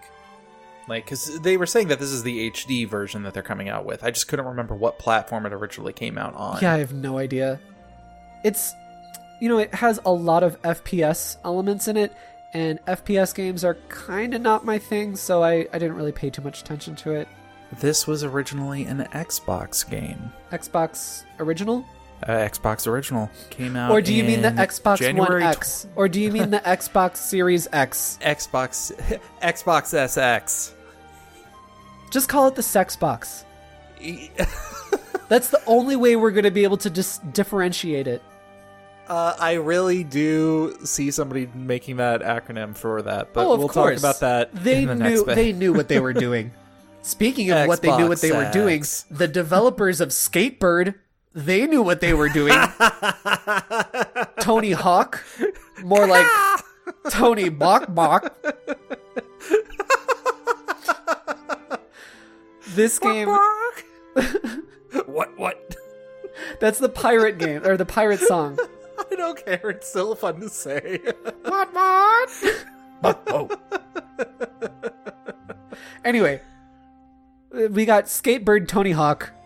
This game is so cute. It looks so fun. Yeah, you're a bird on a skateboard rolling around your skate park. And honestly, the idea reminds me a lot of Golf Story, where it's like, yeah, you're skateboarding and like that's your thing, but you're going around and you're helping other little birds and like you're putting on little costumes and stuff. It is just a wholesome, precious little game. Yeah. I love it. I love it so much. Me too. I'm on board. Say no more. I got you, fam. Word. And then we have a game called Liberated. This is in a graphic novel style, and very graphic novel style. Mm-hmm. The gameplay is actually done in a comic panel, like it's got like the comic panels around it, for your screen. Yeah. This is like a near future dystopia, and very black and white, and it is 2D as well. Very like early Max Payne is actually what I thought of when I was watching it. Yeah, as far as like how they're presenting the story and everything. I'm hoping that it's a bit more puzzle heavy, kind of like the other indie game, The Fall, where it's it's 2D. You do have a gun, you do shoot things. There is some action in it, but it's very puzzle heavy, and I hope that that's that, because if so, then I am sold. I feel like it's weird because I feel like we've seen this kind of game or like this premise of a game before, but nothing's actually coming to mind.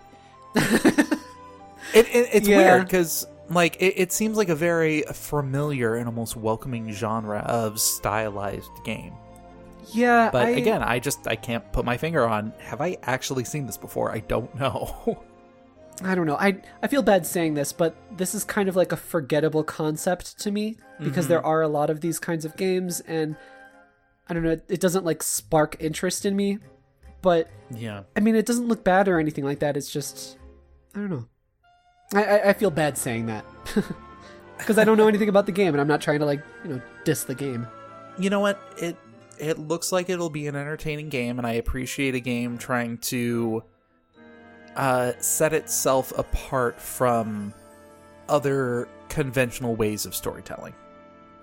And then, moving on to the next announcement in the indie presentation, suddenly, Victoria Tran from Kit Fox Games pops up on the screen. And I was like, wait a second, I know that girl. Then she announces Boyfriend Dungeon. And I'm like, oh, Boyfriend Dungeon! Hell yes! This is a game, I don't know if I talked about it on the podcast before, but y'all can thank me for this coming to the Nintendo Switch. No, just kidding. Shh. Actually, no, I'm not. No, I'm really kidding. Or are you? So boyfriend dungeon. Boyfriend dungeon. I met up with Victoria at E3 and we talked about this game and I was like, yo, bring it to the Switch. Here is my card. Talk to me when this is coming to the Switch. This is a dating simulator dungeon crawler mashup of a game. Mm-hmm. You get to date your weapons. They transform into cute boys. And they're all dateable. They're all dateable. They're all single. They're all single. That's what she said. Yeah. There's HD Rumble also in the game. I wonder. I laughed so freaking hard when she pointed that out. How's it gonna be used? Well, and like even I watched this segment again with my wife, and when she watched it, she turned around and looked at me, and she was like, "Wait, does that mean hand me the controller really quick?" And I'm like, "No." Oh my god, please. You and your wife need to play Senran Kagura Reflexology. Please, I can't, like, she doesn't know about that game. I can't wait for you to just like sit her down, record her, and just be like, here's the 2 Joy-Con, play this game with your Mickey Mouse hands, pet your women. I just can't wait to hear the vitriol come out of her mouth. Yes. Please do that to her. No, please do that for me. This is entirely for me. You got it. Back to Boyfriend Dungeon. This is not an overtly sexual game like Senran Kagura Reflexology. This is definitely a dungeon crawler. Mm-hmm. Which, I mean, to be completely honest, like I'm into that style of game. And I'm interested in this game from like a legitimate, I want to see how it plays level. Yeah, you have to get it at least for your wife. Yes. It does have like I brought up Senran Kagura, so I have to mention this. It does have a very wholesome view to it. It's not like super sexualized or whatever. Like everything, no. Like there is some sexy stuff in it. There's one of your boyfriends like is wearing a leather jacket and no shirt. And so, there is that element to it, but it's not overt. That's just every Wednesday night. Like, you can't fault people for that. Yeah, I mean, that's what my closet is full of, is leather jackets and then 0 shirts. I assume that's just what your husband walks around in all the time. Just a leather jacket and no shirt. No, me, because I have long hair. You? Yeah, you do. Yeah, that's why. It's the starter pack. Is the shirt microtransaction? Oh my god, no. There's no microtransactions in this game. So, anyway, going back to E3, I got my hands on this game for the PC build because this has been announced before and that it was coming to PC, and it already feels really, really good. Everything's snappy, responsive, and that's the most important thing for me. So I am all on board for this game. I love dungeon crawlers, and as long as there's a narrative and game progression, you have got me sold. And I can date my cute boyfriend weapons? It's like Xenoblade. Basically, yeah. With more anime transformations. My magical husbando. Okay, so personality aside, what boyfriend do you want to have as your magical weapon? I don't know, because I have to see like all the different ones that they offer. The K-pop star that they showed off in the thing, he's real cute. So I'm going to change this around. Without seeing their human forms, what weapon would you want to date? Based purely on how they play. Well, that's hard to say because I don't know what weapon styles are in the game, because there's so many like weapons in general, right? So it's hard. I'm talking about real life. We're transcending past the game at this point. I'm gonna go with some sort of like long rod or like a spear, or and not for the reasons you think, or like super Chinese kung fu style steel fan. You know what? I'm not surprised by that at all. What? Okay, well, who would your husband be? I would probably go with... Oh, that's a good question. See, it's funny. I asked you that question knowing you were going to ask me the same thing, and I did not prepare an answer for it. That's okay. You don't have to prepare. I didn't prepare anything. I would probably go with... Do you think we prepare for this podcast? I would probably go with a bow. Oh, long-ranged. Mm-hmm. That means that you and Cliff would probably date the same person, because he always goes archery in video games. Oh my god, am I a bow? What am I? Oh my god, I'm getting existential on the podcast. You are nunchucks. Huh? I'm nunchucks? You are nunchucks. You flail around, you look really, really flashy, and every once in a while you hit yourself in the head. You're accurate, and also... if that's a veiled criticism at me, I won't hear it and I won't respond to it. It's really accurate, though. All it's right. good. I have to ask, what would I be? Short sword. A short sword? Yeah. Okay. It's a short sword that's, like, set on the table in a weird way that, like, it's doing a whole bunch of, like, visual trickery, and you're like, oh, that great sword over there, I'll take that. And then the guy reaches over and he picks it up, and you're like, oh, it's a short sword. That's you. Like in perspective, like that game that Sony just talked about that they announced. The other way around, damn it. This sucks. This is the worst part of the podcast. Let's move on. Oh, but I did want to say that a super shout out to Victoria, because when I saw this, I was like, oh, awesome. It is coming to the Switch. Great. I'm going to have to reach out to her and we'll, get talking about like maybe an interview or something like that in the future. And then I go to my email and that girl already emailed me. What? Yeah. I was like, yo, Awesome. girl, you beat me to the punch. Like, yes, let's get talking. Let's get something cooking up here. So we'll definitely have Miss Victoria on the podcast sometime in the future. Fantastic. Yeah, she was great to talk to. Nice. And then moving on to the next game was Dreamscaper. This is a game where you battle nightmarish depression in your subconscious. Mm-hmm. It has a top-down dungeon crawler, shooter, puzzle game kind of feel to it, and I am on board for it. The visual aesthetic is really surreal. There's a lot of surreal elements to it, which is perfect because every time that you go to bed, you're in a new dungeon, and it's kind of procedurally generated. that red flag for you. But it's got puzzles, and it's got battling, and it looks like it's pretty different. It's not just like one kind of dungeon, and then you go through that. They showed off like 4 or 5 different variations already in that quick trailer.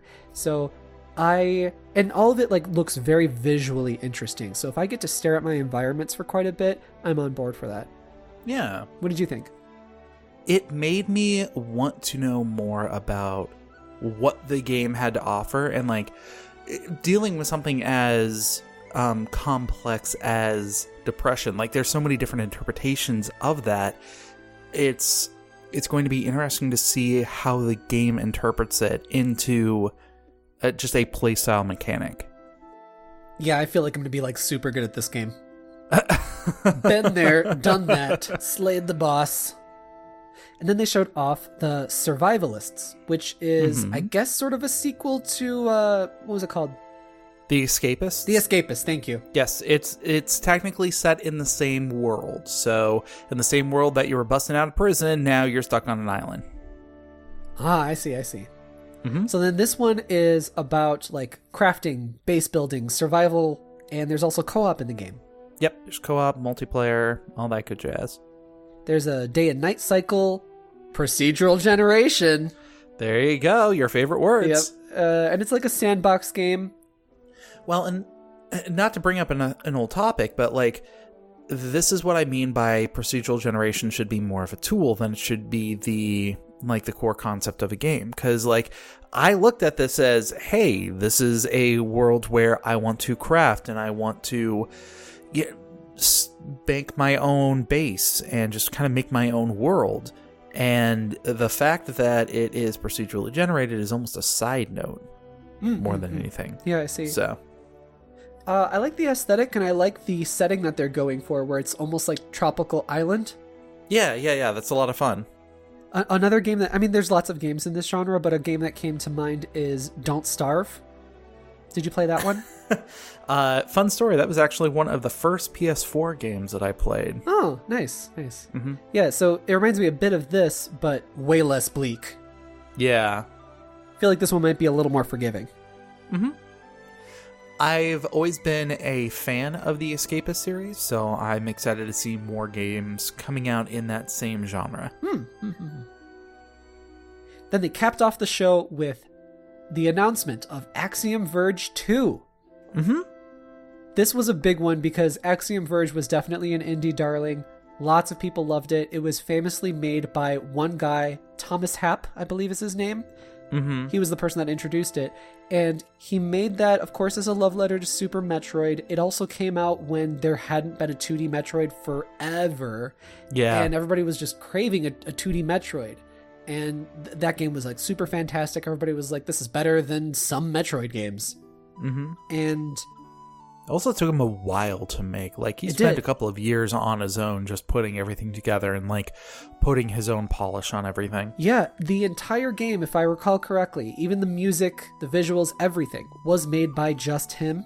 And I think that part of what inspired him to make that game was his son's illness. In real life, his son has some kind of illness that's very rare and debilitating, I believe. And that served as part of the inspiration or something. I don't quite remember, but I remember it having an impact on me when I heard it, and clearly, it's sort of stuck with me. But that's always been like, oh man, I will totally buy this game and support this dude. You know what I mean? And he set up, I think, like a fund or foundation or something like that for his son as well. I don't remember. His son didn't pass away or anything. I believe his son is alive, and I don't think that his sickness is deadly. But I don't know. It was just all in all a really great story to be like, oh cool, a game was made by one person, and this one person has great intentions, and the game is good. Like, I don't know. It's just kind of a fantastic mix.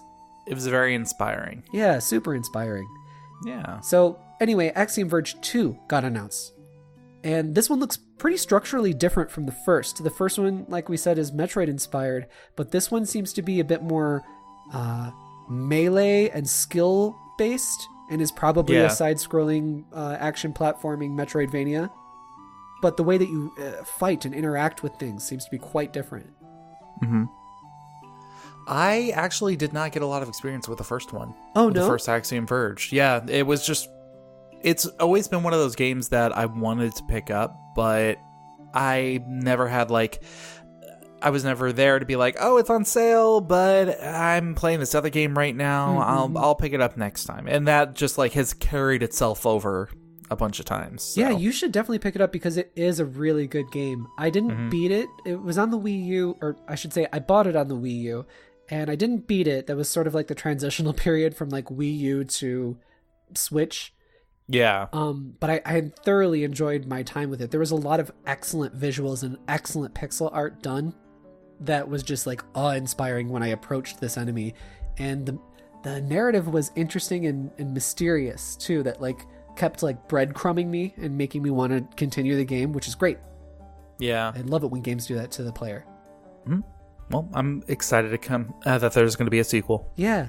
I have a feeling from time to time we might see this, the original game, which is on Switch, go on sale. And I think that whenever this game does go on sale, it never goes on sale for too much. It's always maybe 10% off, 20% off, something like that. So if you do see it on sale, do pick it up, or do consider picking it up. Yeah. You fake gamer. Fake gamer Karen. Hey, you guys want to watch me play Mario Odyssey? Watch me play. Oh god, that's terrible. So anyway, all in all, I thought it was a great showing. I think that there was a little bit too heavy on the procedural generation stuff, but it was all a really good collection of some bigger ones, some smaller ones, and different kinds of genres, sometimes a mashup of genres.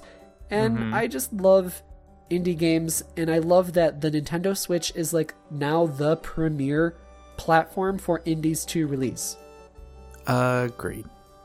And I think that that's an edge that the Switch won't lose in the market, just because it lends itself so well to indie games that it can be taken on the go, right? And as long as your game isn't a really, really big, ambitious, crazy game that needs, 16 gigs of RAM or whatever the PS4 is supposed to have, or PS5 is supposed to have, or whatever, the Switch is a perfect fit for it. Well, and also the fact that the specs that the Switch actually have as a physical hardware unit also does kind of inspire a little bit of creativity to like, okay, I know what my limitations are, but how can I work around those limitations? Yeah. I mean, you could always, yeah. Switch is good. Yeah, I like my Switch a lot. I wish the controllers were better. I don't really like the controllers. You know what I wish was better? The VGA Awards. Okay, yeah, that's right. Just when you say VGA, it just is like, what, vagina? What? Like, but yeah, that is correct. The Video Game Awards. Yes. Or is it called TGAs? The Game Awards? Yeah. So moving on. It was like 5 hours long. I didn't watch all of it. I watched like a little bit of it, and some of it I couldn't watch because it was embarrassing. Mm-hmm. And now, I don't want to shit all over this. I don't want to be that guy. So let's try and keep this fairly neutral and fairly positive where positive needs to be, and critical where critical needs to be. Okay? Yes, absolutely. Galen, you attempted to watch all of it. I did. I got about halfway through it, and literally, I would have continued on if it was not for how long everything went for. Yeah. Because I'm looking at I've got the video up in the side screen here, and I'm at 2 hours and 16 minutes out of 3 hours and 51 minutes. That's exhausting. Before we get into how we feel about the Video Game Awards, I think we should talk about some of the winners and some of the announcements that did happen at the Video Game Awards. Alrighty. Well, let's go with the winners first. Yeah. Because my commentary on the Game Awards as a whole is I felt like it was part Oscars, part E3 press event. And we'll talk about that later. Yeah, it's an interesting collaboration, but I'm not sure if they mix well. So let's talk about the winners. Okay. So, Fire Emblem Three Houses won Player's Voice Award, which is an award that you vote for online or something like that. It won by like a huge margin too. Yeah. And it also won Best Strategy Game too. I think that's fantastic because like it's an anime game, so like you don't really get a lot of appreciation for that, especially in Western award shows or whatever the hell. So I was really glad that that game won those two awards. Mm-hmm. And then the indie game Grease won Games for Impact. I loved that game. Smash Ultimate won Best Fighting Game, which I'm very happy for. And then Luigi's Mansion 3 won Best Family Game, which I think is very deserving. Yeah, I think that Best Family Game is a really weird I mean, it's a very odd category. We'll get into like that whole stuff later on, but like it's just weird. It's like what makes it a family game exactly? You know what I mean? Because like all of the nominees in that category were Nintendo games. Well, and you know there was also the fresh indie game brought to you by Subway, which got its own little trophy. Yeah. There was a great tweet that I saw. I started to tweet at the end of the Video Game Awards, and so I was on Twitter doing that. So shout outs to everybody who was with me on Twitter talking about that. Come chat with me on Twitter, y'all. At Oni_Dino. There was a great tweet I saw where somebody was like, there's two aspects of the Game Awards. One is Reggie's sincere speech, and two is the fresh indie award game presented by Subway. Uh-huh. I was like, yeah, retweet. Click that button. Sandwiches for all of our indie games this year. Oh, God. It's shitty sandwiches, too. Like, just the never mind. But I'm not going to talk about how much I don't like Subway on my freaking podcast. So stupid. Oh, God, I'm dying. I must have had a piece of bread from that Subway sandwich lunch that I had. Yep, they got you. Yeah. It's dry bread. Yeah. That you just paid $5 for. Oh, God. Shut up. Anyway, that's kind of it for the announcements for what games that are Nintendo related that won. Are there any other categories that you want to talk about? Otherwise, I'm moving on from that. I do want to point out that almost every category that Nintendo had a game in, they pretty much took home with them. Like, the only ones that I'm looking down this list right now where they really, like, had a presence in was Cadence of Hyrule in score and music, and they lost out to Death Stranding. They also lost out best action game to Devil May Cry. They had Astral Chain in there, and then Devil May Cry won. That's very true. Yeah. Which, I mean, from what I hear, Devil May Cry is a fantastic game. Yeah. I do want to pick it up at some point for sure. And especially after I've played more of Astral Chain, it's not just an action game. There's so much more to it. So I understand that, like, I don't care about the winners or anything like that. But I do think that, like, DMC beating Astral Chain for this specific award, that makes sense to me. Yeah. Well, and also, like, there were some categories like art direction and action adventure game. Legend of Zelda Link's Awakening was in both of those categories. Oh, that's right. It lost out to both of them. So you're basically saying what you just said is not true. Well, it's it's difficult. I do have to give credit, though, that the game that Zelda lost out to on action and adventure game was the Game of the Year winner. Oh, Sekiro? Yeah. Sekiro? Oh, God. Nobody pronounced that name correctly. Sekiro. Let's talk about some of the announcements that did come out of the Game Awards. You got it. So we saw the Marvel Ultimate Alliance 3 DLC Wave 2 announced. Okay. That's called Rise of the Phoenix. We knew that this was going to be an X-Men themed one. Not the Tenacious D single. Nobody remembers that, Galen. I remember that. That's still in my car. What are you talking about? And I knew you were going to bring it up. I knew it. Rise of the Phoenix is it's like a saying almost. Like, that's what phoenixes do. They are a one-trick pony. and it's a good enough trick to get two different iterations of the same crappy movie. Oh my God. We'll talk about that another time. I love the Phoenix Saga and the Dark Phoenix Saga in the comics. Those movies are trash. Mm-hmm. Anyway, DLC Wave 2. We got Cable, Iceman, Gambit, and then Phoenix, aka Jean Grey, rising from Arizona.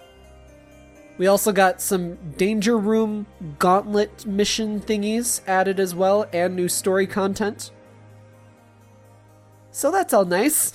Yeah. You got nothing to say about that? What the fuck? Well, and I was actually about to say, Iceman kind of threw me off because his character design actually confused me for Nightcrawler to begin with. Really? What?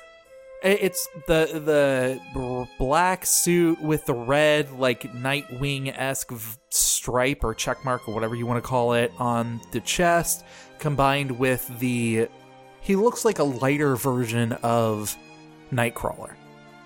And it took me back a minute. I do not see that. What? Yeah. I'm not as familiar with the X-Men comics, so I'm probably wrong on this one, but I never remember Iceman wearing a black and red suit before. Oh, there's like a million iterations of every single frickin' character, so like I don't know. But I usually associate those colors with Nightcrawler. That being said, I'm also very shocked that Gambit was not in this game to begin with. I had a feeling they were going to put him in the DLC. To be honest, though, I think saving him for later. Yeah, I think that the DLC Cable and Iceman did surprise me a little bit, just because they're not like mainstay characters, mainstay X-Men characters that people super wanted. But I would have loved to see Rogue in the game. I think I talked about this before, because I just need Rogue and Storm always together, just lesbian vibes all the time. I just need it. But anyway, moving on from that, there was a surprise announcement for Bravely Default 2. Not to be confused with Bravely Second, which, just a heads up, it looks like this is starting to go into like Kingdom Hearts territory of like confusing names, and I really hope it doesn't like continue that trend. You shut your damn mouth right now. It is not. What? Say that I'm wrong. Say that I'm wrong. You are wrong. I will tell you are wrong all day. Then explain why I'm wrong. Kingdom Hearts Birth by Sleep 358 divided by 2 games. The story so far. You have 2 Bravely games with second or 2 in the name of it. I'm not arguing with you that this is not confusing. I think that it's bad naming conventions. I do. But Kingdom Hearts, that is extreme. I'm just saying, I don't want it to go that route. That's like saying, I didn't really care for this pasta. And then you being like, oh, so you hate Italians? That's how far you went with this just now. What? That's what I'm saying. What? So anyway, I'm interested in Bravely Default. Galen is racist against Italians. And Kingdom Hearts 3 is like the 8th game in the series. What's your point? Yes. Okay, so far, the Bravely series has 3 games. Bravely Default, Bravely Second, and Bravely Default 2. I agree, this is not a good naming convention, but that's seriously all it's called, okay? So, like, chill on your exaggerations, okay? Anyway, this game is going to be made by the Square Enix Asano team. It is apparently a new world and new characters, as we got from the info sheet. We have that on our website, nintendoeverything.com. Mm-hmm. And pretty much everybody that was in, well, I should say all the companies that were involved with Bravely Default initially are coming back. The creative team, the music. So I think we can expect, a very faithful entry in this series. I thought it was very pretty, as to be expected, of course, from the Square Enix Asano team. I thought there was a great use of color and perspective when they were showing off the towns. That was, of course, one of the big visual points from the original 3DS games, is because everything looked like a beautiful painting. Yeah. Story-wise and joking aside, I would like to know where, is this a direct sequel to the first game? Is this taking place in between those two, or... Well, it said in the fact sheet that it's a new world and new characters, so I'm wondering if this is just going to be kind of like Final Fantasy 1 to Final Fantasy 2 to so on and so forth, where they're not related. I'm thinking that Bravely Default and Bravely Second are, they're of course related, conjoined. But then Bravely Default 2 is going to be its brand new thing. But then if that's the case, I'm like, why don't you just call it Bravely something else? You know what I mean? I don't know. Yeah. We'll see what happens. Yeah. I also wanted to mention that I like that they stuck with the chibi style, but they're doing something extra to it. You know what I mean? The legs aren't like little tiny sticks, they're actually fleshed out. It's I don't know, it's like faux chibi style or half chibi. I don't even know what to call this, but it's definitely, I think it's pretty different than what we've seen before. Yeah, absolutely. And I like to see that there is an evolution of where they're taking this artistically. Yeah, because it's a good riding the fence of being similar to the original with the super deformed chibi style, and then also we're on more powerful hardware, so the Switch can handle this and that, but we don't want to completely separate ourselves from before, especially if it's called Bravely Default 2. So I like this. I like the character designs so far. We don't know anything about them or anything like that, but I have full faith in the Asano team. Love those people. And then we get... Galen, what do we get next? We get a captivating little tale about an alien who falls from the sky and lands and meets up with a young boy. A young boy named Damon. Mm-hmm. And it is very Ghibli-inspired. There's a lot of flat color usage on the characters. Lots of animation frames for their movement. The little tiny alien guy named Fu, he goes flying back up to his home world on a rocket that they build. It's really touching. Fast forward to 20 years later. Fu comes back and he is slaying. He just comes across as that guy. He is a prince and he looks like an absolute badass. He is a bad boy prince who's been locked up in the Galactic Federation for X amount of times. It's really interesting, this animation style. We'll get into the animation style in a second. But again, what is this game called, Galen? I forgot what it's called. Goddamn superheroes. No, it's called No More Heroes 3. Yep, No More Heroes. This was an awesome, 5.5 minute trailer where they just completely threw you aloof, and you're like, what is this?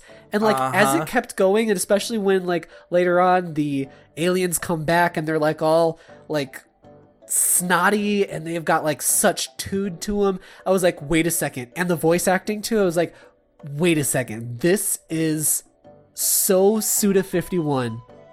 And then all of a sudden, I mean, they obliterate the world. Like, you clearly, these are your antagonists in No More Heroes. They obliterate the world, and then suddenly Dragon? Why did I say Dragon? Travis touchdown comes flying in. Mm-hmm. And then these are the guys that you're going to have to kill. And it's interesting because the gameplay of it itself was only like very brief. Super brief, yeah. Super brief. Like not even 2 like seconds. 15 seconds worth. Yeah. Yes. So this is Grasshopper Studios and Marvelous coming together to release this game on the Nintendo Switch. Yes. 2020 launch date, which they had some, even Travis had some critique about. Yeah, he's like, you think you can make it? Or something like that. He's like, oh, you're shooting for 2020? Good luck, guys. Good luck. That's what he said, yeah. This was a great trailer just because it was subversive. This was very fun. Oh god, the Star Wars memes. It's not good just because it's subversive, but I enjoyed that it was subversive. It also was a great trailer because it was so very different than what the game usually was, and then it kind of creeped into that. There's this interesting anime art style that I really want to see who the studio was that did this. Like we said, it's very evocative of Ghibli. And then the animation when Fu, who is the alien guy, comes back to the world, I think that he's actually 3D animated. And then everybody else is 2D. And that's why he moves so differently. But I think that that's great because visually that tells the difference between your humans and then your aliens. Yeah. And it really makes them stand out, not just in their character designs, which are off the wall crazy, which you can super expect from anything that Suda 51 does, than just the way that they move even. Like, it's great visual storytelling to do something like that. Yeah. And all of those aliens, oh god, I love it. Sorry, go ahead. Tell me what you think. I was very taken aback in a good way when I watched this because I had no idea. Like, I knew so I did not watch the awards show live last night. So when I woke up in the morning, not last night, don't tell people when we record. Oh, when it aired.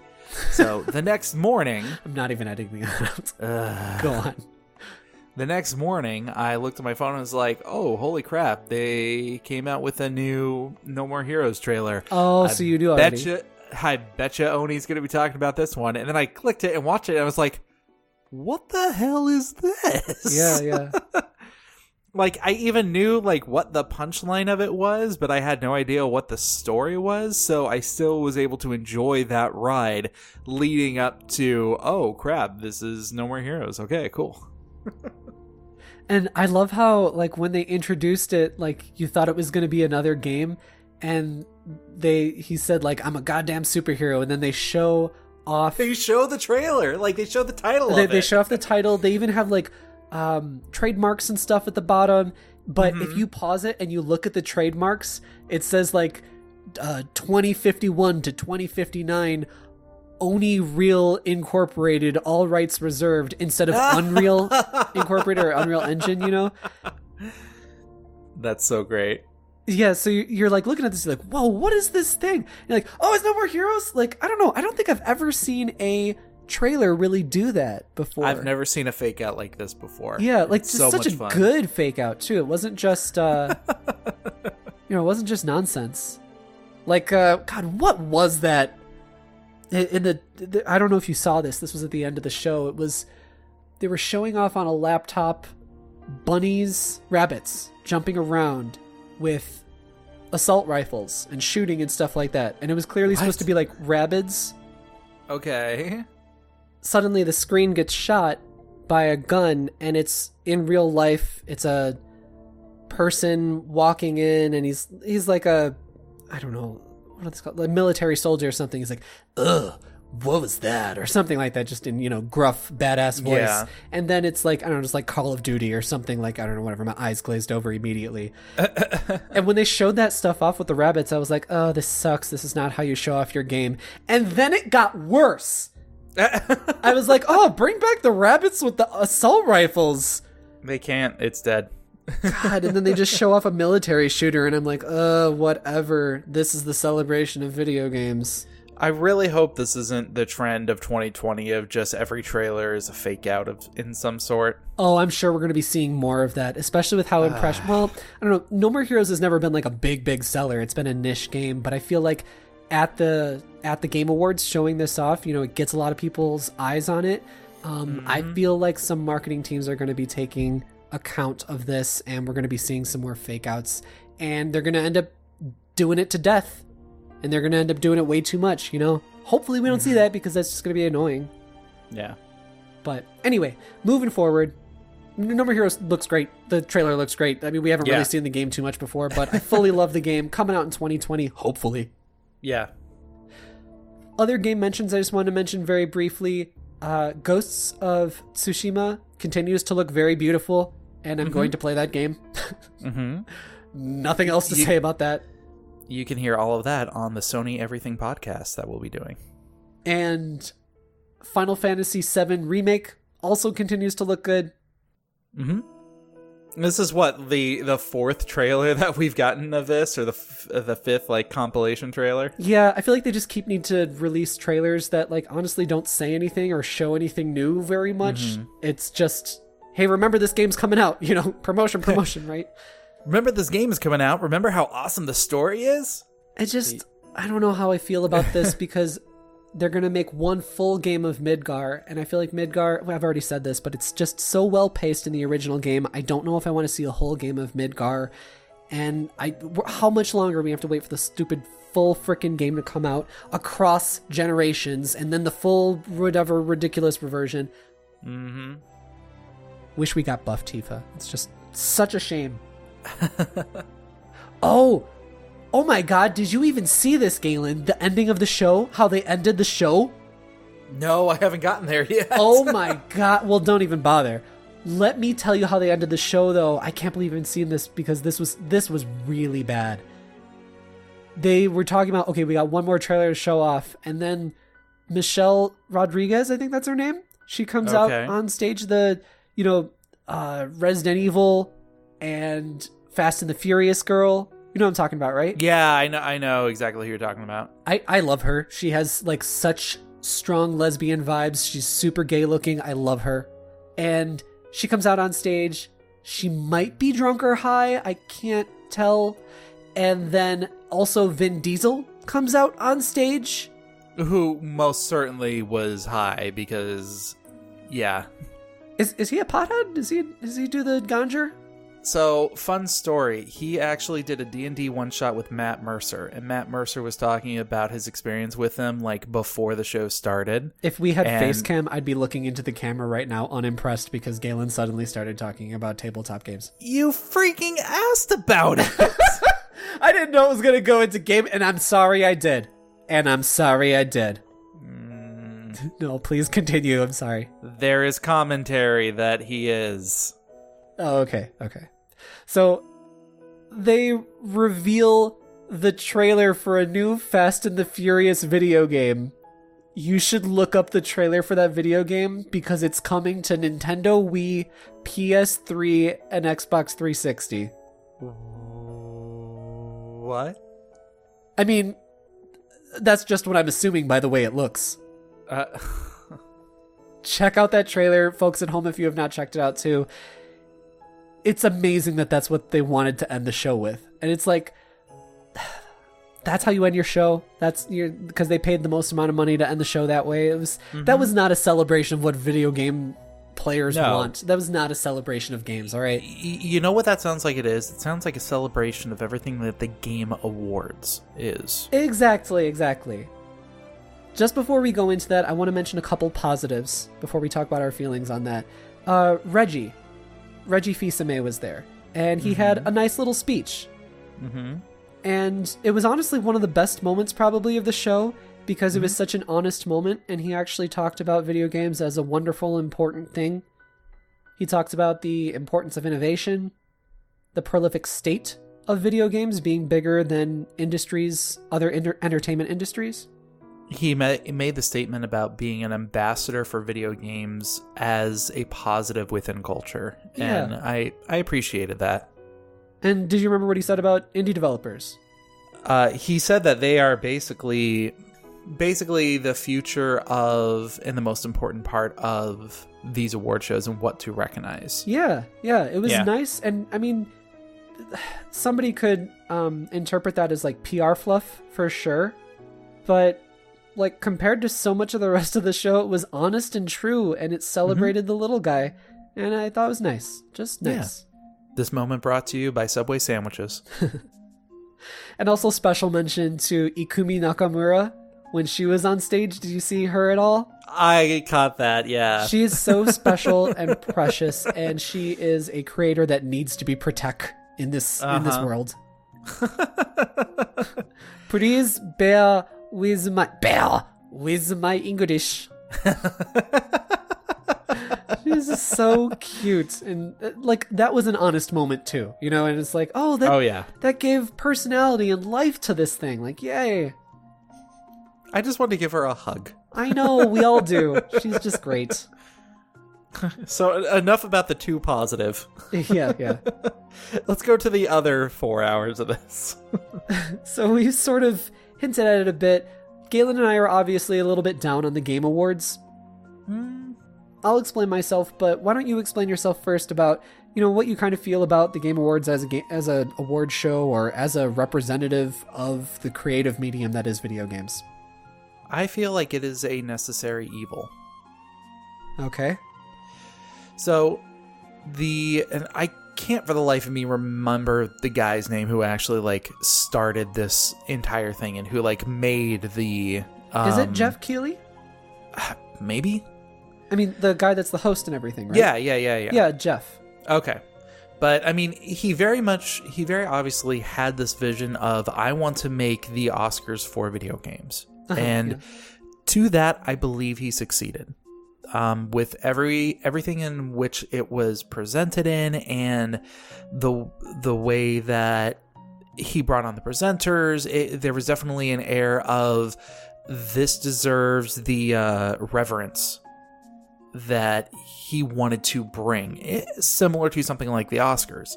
Yeah, he's definitely got like a vision, and he's definitely worked really hard to pull this whole thing together. I know he definitely busts his butt along with so many people to put together this show.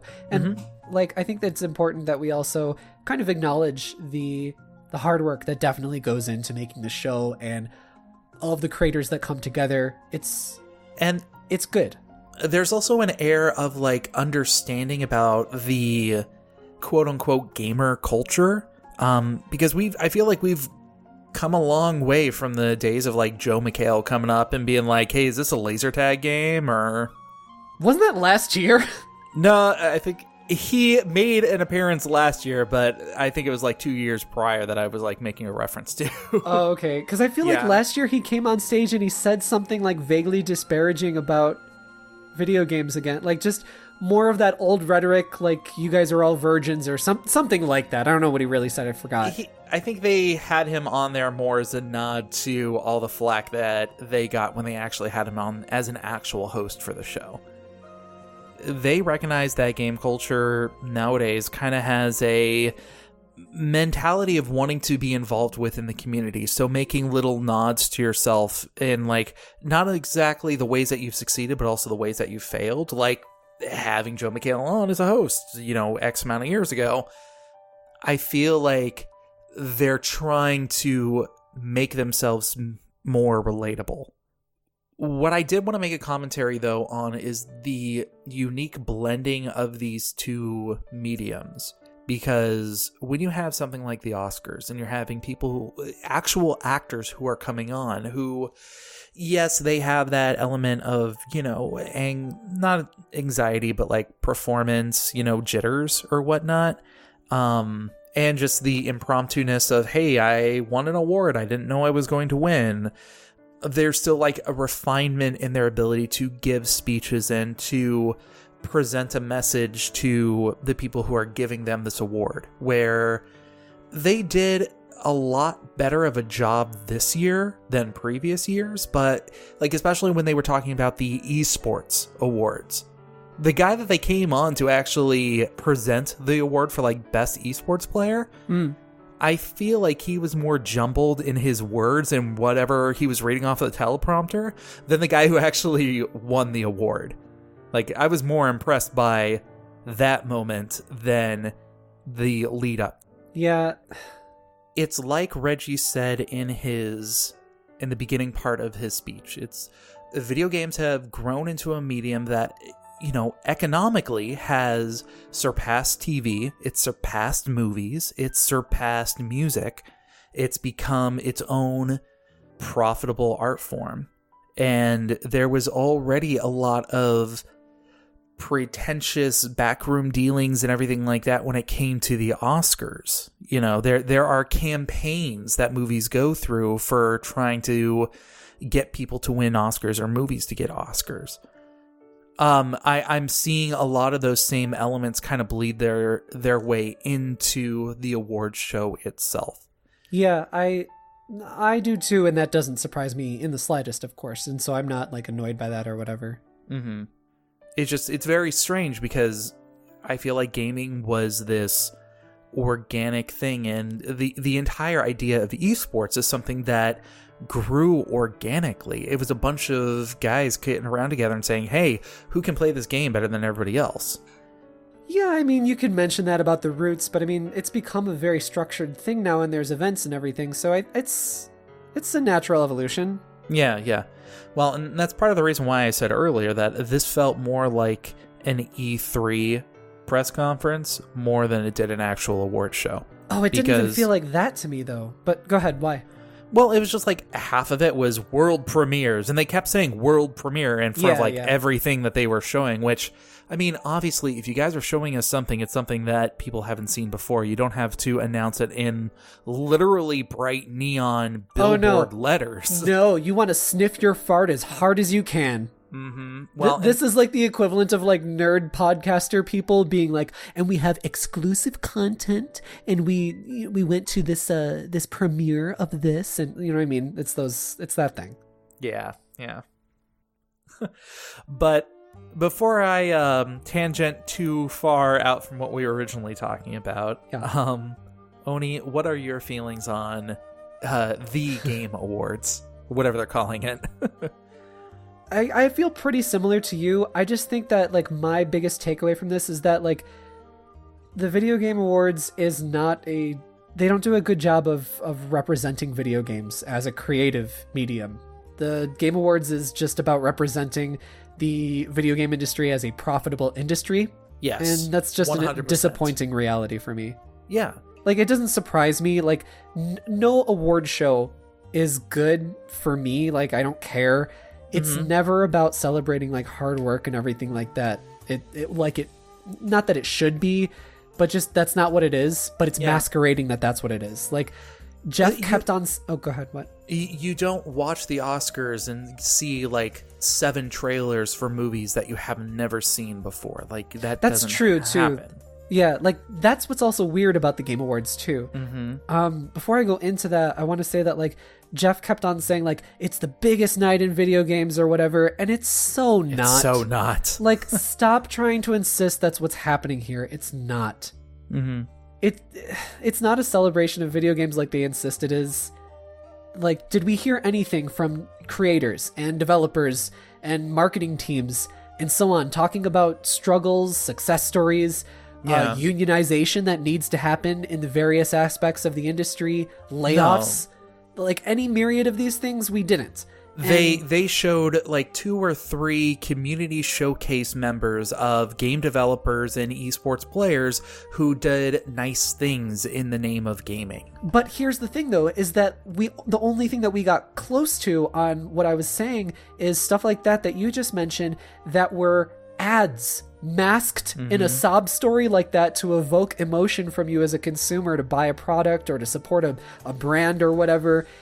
Like, we got more time with advertisements and frickin' Green Day than we did with, like, speeches from the award winners. Also, when are people going to learn that we do not need live performers to come on for our video game awards?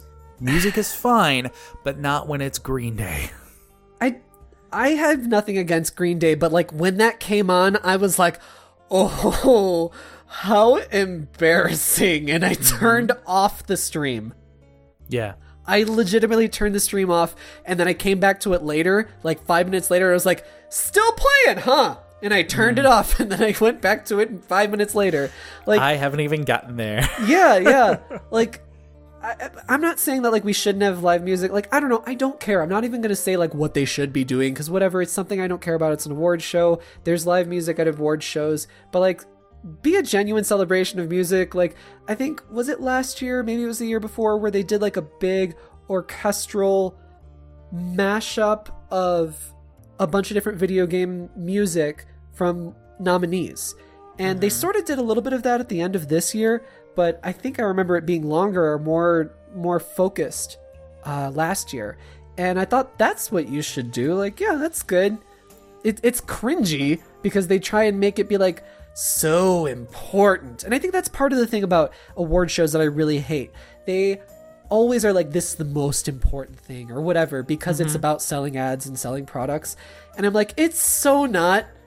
It's like one of the least important things in the whole wide world. Yeah, absolutely. I mean, well, and also, it's not that I'm being hyperbolic, but I don't know. I want to call out, like, the legitimacy of these claims that this is the game of the year, this is the best whatever. Like, what criteria do you have that you are stacking this up on? Like, one of the games that they announced was going to be Death Stranding. That was game of the year. It didn't end up winning, but most of the reviews that it was getting was incredibly lackluster that was leading up to it. Like, what elements were you putting? Not lackluster, but it did get divisive ones. Yeah, but okay, you can make a claim that, hey, this is our game of the year, but you're also the people who are voting for these categories, who are recommending and nominating these games, are game review outlets. They're IGN, they're eGadget, they're other places like that. So is this just like a amalgamation of all these? Like, how are you deciding the winner of all these? It's just the same as the Oscars. It's a boardroom of old white guys just deciding and, probably taking money or bribes or something for it. Like, it's not decided by anything that is discernible. It's just whatever. And that's why, like, award shows are just whatever. Like, same thing with, like, the Oscars are the movie one, aren't they? Yeah, the Oscars and that one. I mean, they love shows that are about how Hollywood is so great, or like people making it in Hollywood, and that's just Oscar bait. So it's clear, same way with the video game awards. Yeah, it's just incredibly pretentious to believe that, or to even make the claim that, hey, what we're saying is basically the end-all result of everybody's opinions. With that I don't know if they're making that claim. It's the greatest, most important night of gaming. Brought to you by Subway. Yeah. Yeah. Okay. On the other side of that coin, though, and this is why I said at the very beginning, I believe that the award show is a necessary evil. Like, sure. It works. Like, it brings... Well, I got thoughts about working or not. Well, it brings attention to the importance of video game as a medium from a consumeristic standpoint. It shows that there are a lot of people that are interested in this, and there are a lot of people that are passionate about this kind of a thing. Yeah. When more companies are interested in that, they are more willing to put money into the industry itself, which will go ahead and cycle itself around, yes, to AAA games, but also to some of the indie games as well, too. Yeah, I mean, it does a good job of showing that it is a profitable industry. You know what I mean? And that's what it really is a celebration of, but that's why it annoys me, because it kind of reinforces some negative stereotypes of video games as well, like the shoot-bang military shooter guns and violence and stuff like that. It can reinforce those negative stereotypes, and it's weird, and there's a lot of aspects to it that I'm not sure how I feel about. Yeah. Something I do want to mention is the structure of the Game Awards.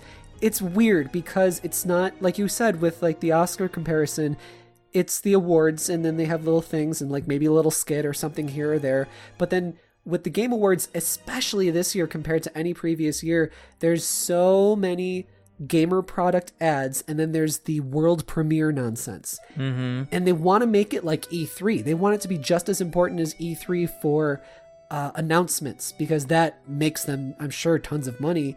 Yeah. But I would like to hear from the creators and the developers, like I mentioned before.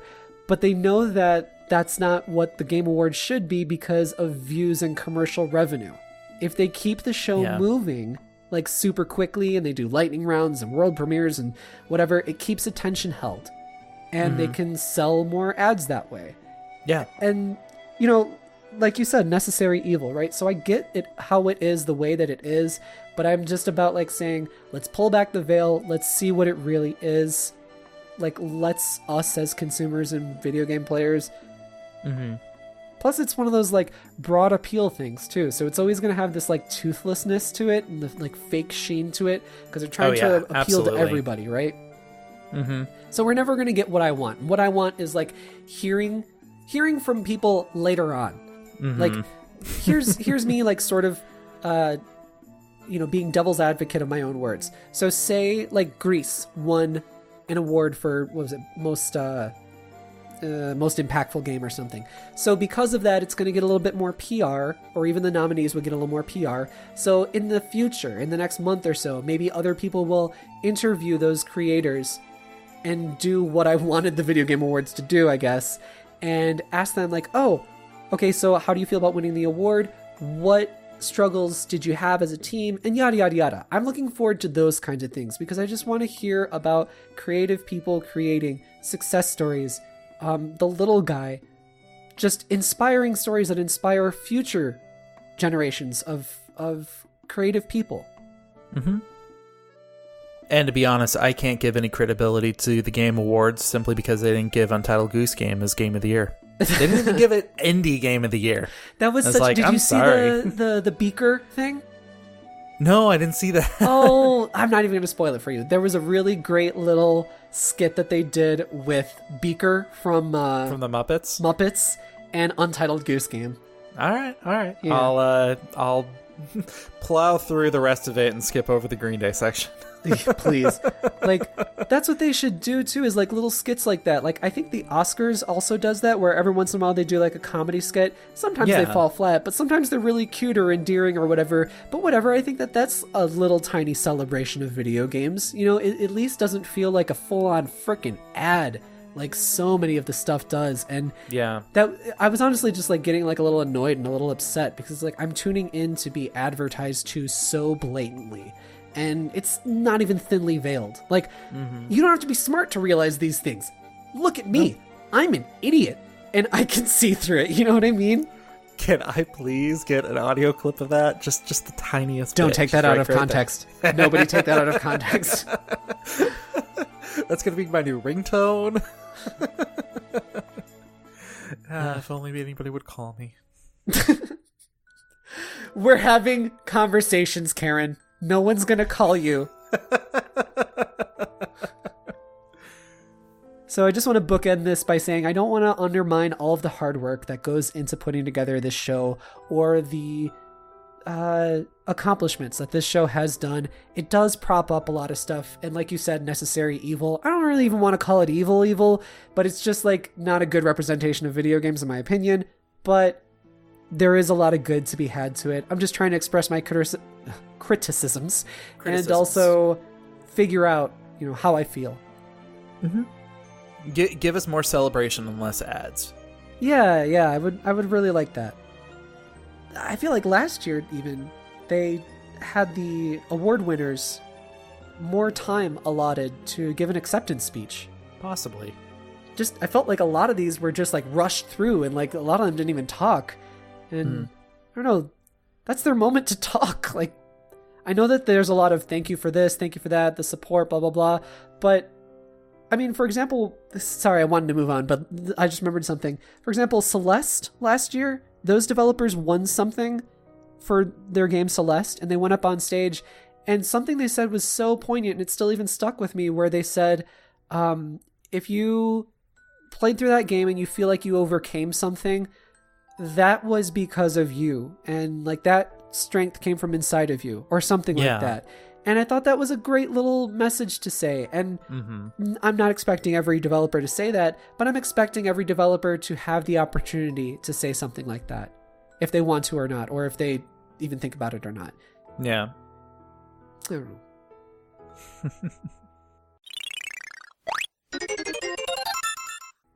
So moving on to our additional DLC segment. Galen, what do you have to recommend to the listeners? Nothing. Nothing? You don't have an additional DLC? I do not have an additional DLC. Do you not prepare for this podcast? What is your additional DLC? And then I'll answer that question. Oh, I don't have anything. Okay, there we go. All right, let's go on. Listener mail. So we have an email. And you can send your emails to us as well on our email box, nintendoeverythingpod@gmail.com. Don't call it an email box at nintendoeverythingpod@gmail.com. We got a lot of listeners. Mm-hmm. And we got some emails. We need more emails from the listeners. Listeners like Leanne. Leanne, one of our more frequent writer-inners. Is that a thing? No, it's not. Don't call it that. Don't call it an email. Leanne is a super fan for sure. She's top tier. Yeah.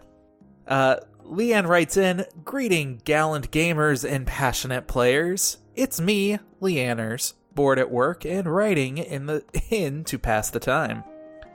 Between Black Friday and Cyber Monday, who comes up with these names anyway, I have spent so much gil. I bought one Xbox One game, one PS4 game, two PSVR games, and 11 Switch games." Damn! Yeah, that ratio sounds about right. "I have never bought that many games in so little time, and now I'm having #first world problems of which games I should play first. I've been really excited for Super Monkey Ball and Luigi's Mansion, so I've been juggling those two, Luigi's Mansion 3 on my original Switch and Monkey Ball on my Switch Lite when I'm at work, and Control on the Xbox and Judgment on the PS4. Ooh, good choices. Yeah, first off, excellent choices. Second, I'm very surprised that you have two separate games for two separate Switch consoles. That's intriguing to me. Yeah, it's like a mental way of like drawing lines in the sand and, putting together your to-do list. Mm-hmm. Although you did make the mistake of putting Super Monkey Ball, the more infuriating of the two games, in the handheld console that you're willing to throw across the room. So just watch out for that one. My question for you two, the great Galen and the outstanding Oni. Oh, I love it. I love it. I do like that. Is how do you choose which game to play first? Do you focus on shorter games first? Do you play most recent, since everyone is bound to be talking about it and you want to join the discussion and avoid spoilers? Or do you toss all logic out the window and play what you feel like? Thank you, boys, for keeping my ears happy. That's a sentence I wrote. Thanks for writing in, Leanne. Thank you, Leanne. It's always good to hear from you. And I'm always happy to hear that we are keeping our listeners' ears happy. I'm always so concerned about our listeners' ears. Mm-hmm. I'm, very happy to make ears happy. I just said that. You did this on purpose. Like, now we have to acknowledge that. Huh. Okay. Oh my God. So, Oni, when you are deciding what game you want to play, walk us through your thought process. So this is a great question. So firstly, I want to say that video games are a form of entertainment, right? However we consume them, one way or another, it comes back to the core of it being entertainment. So I always play what I'm in the mood for. So it's never like, well, this one's a shorter one, or this one's been on the back burner for a while or whatever. No, you have to play what feels right in that moment to enjoy it fully. Because maybe you're going to be like, okay, I really want to continue playing Control, but I haven't played Judgment in a while and I really should beat that game. Then you go back to Judgment instead and sort of begrudgingly play it. You're not enjoying it to the 100% amount that you could be enjoying it. You might only be enjoying it 80% of the amount. So you're doing yourself a disservice to play something that you're kind of forcing yourself to play. So that's the way that I think. So I never play something I don't want to play. Yeah. I try to sort of go in a chronological order, sort of. Doing the podcast is kind of weird because we're doing the podcast, we want to talk about topical games, and so I'll push things to the beginning of my list, just like with SaGa Scarlet Ambitions that came out recently. Same thing with, God, what did I play? Astral Chain? No. That came out in like August 30th, as Tom points out. August 30th, not September. So far ago. Anyway, I played something that came out really recent. Oh, it was like Destiny Connect and stuff like that. Like I played those right when they came out, and Alliance Alive as well. And I moved those to the front to sort of talk about them on the podcast. So there's also that element that I have that's a little bit weirder, that kind of intercepts how I also just kind of generally play video games. Mm-hmm. It's just such a weird process of like, I dress based on my mood or whatever. I play based on my mood. It's hard to avoid spoilers though, and that does play a little bit into how I play games as well. Like Fire Emblem Three Houses, still haven't even beat that game, but that is getting a little bit of a boost in my queue, I guess, because I'm like, I really should play that before I accidentally read something online about spoilers. I've done a great job of avoiding spoilers so far, so I just want to keep that going. Same thing with like Nier Automata. I don't know what's going on in that game, and I'm so glad I've avoided spoilers because I can't wait to experience that game. And then one last thing I want to say about, I oftentimes like to have a game that I play in bed or play that doesn't require a lot of brain power versus a game that's very in-depth. So I'll have like Astral Chain on my TV, and that's the game I play when I'm focusing on game that requires a lot of focusing. But then in bed, I might be playing something that's a little bit more simpler and doesn't require a lot of brain power from me and actually is very relaxing. So maybe a platformer or a hack and slash game, maybe some sort of 2D indie game, pixel game, something like that. Just because I want it to suit my mood, want it to make me happy, because it is just an entertainment medium. Exactly. I think I covered all my bases. Sorry I went on for a little bit longer. No, it's fine. How about you, I will give you a heads up, though. You better finish Fire Emblem Three Houses first before you come across that spoiler that Edelgard kills Dumbledore. Like, you don't want that to happen. Oh, I already got spoiled on that. I also heard that that many moons ago in the Garreg Mach monastery, that the wizards in the House of the Blue Lions, before they had indoor plumbing, they would just shit themselves and make it disappear on the spot. That's excellent. That is an actual thing that, what's her name, tweeted out. There was some show that called that out. I can't remember who that was. Oh, there was? Yeah. I just remember reading the tweet and being like, stop! What are you doing? That's hilarious. Like, what is her name? My God, J.K. Rowling, right? J.K. Rowling? Yes. She saved at least 2 generations of children and introduced them to reading books. It's like the most successful book series ever and has saved generations. And then she goes on to tweet stuff like that, and it's like, whoa! Girl. Like, I think that was just her own commentary of like, hey, you people are reading way too much into this. You think so? I don't know. I don't know. Cliff would have things to say about that. He's like reread all of the Harry Potter books like last week. Oh, all right. Anyway, video games. Galen, tell me about your video gaming. Yeah, I follow a lot of the same kind of guidelines as you do. Like, I definitely have my games of, hey, if I want to play it on the TV, these are the games that I want to play. But if I'm, hanging out with a wife and, we have RuPaul's Drag Race or House Hunters or something like that on, I'll go ahead, pull out the Switch, and I have, like, other games that I would prefer to prioritize at that point. I do find myself, like, being concerned for spoilers isn't really that big of a thing for me. Like, if there's a game that I am invested heavily in enough that I'm concerned about the game being spoiler, I kind of shy away from any sources that might, have that ruined for me. With that also being said, I have a bit of not a completionist mentality, but I'm very much the kind of person that, like, if I'm eating a plate of food, I will eat all of a single type of food first before I move on to the others. Like, so strange. It's so strange that you do that. All of my salad and then all of my mashed potatoes before I eat my chicken. So weird. So if I am playing a video game, I want to try to beat that game before I move on to the other one, because I know I have the mentality, and I've not only mentioned it, but I've been called out for it before on here. By who? Who, Galen? Who would have? Who done that? That if I will play a game, and if I get distracted by a game, I will never go back to that game again, ever. It just won't happen. Not because I wasn't enjoying it, but because I have a very short attention span. And that's like games like Borderlands 3. Like, I was really enjoying when I was playing with it, but other games came out and I wanted to switch over there, give it a try, and I haven't gone back to Borderlands since. I do, however, find myself, when it comes to games that I want to play, when I'm looking for a new game to play, I try to change up the genres that I am playing.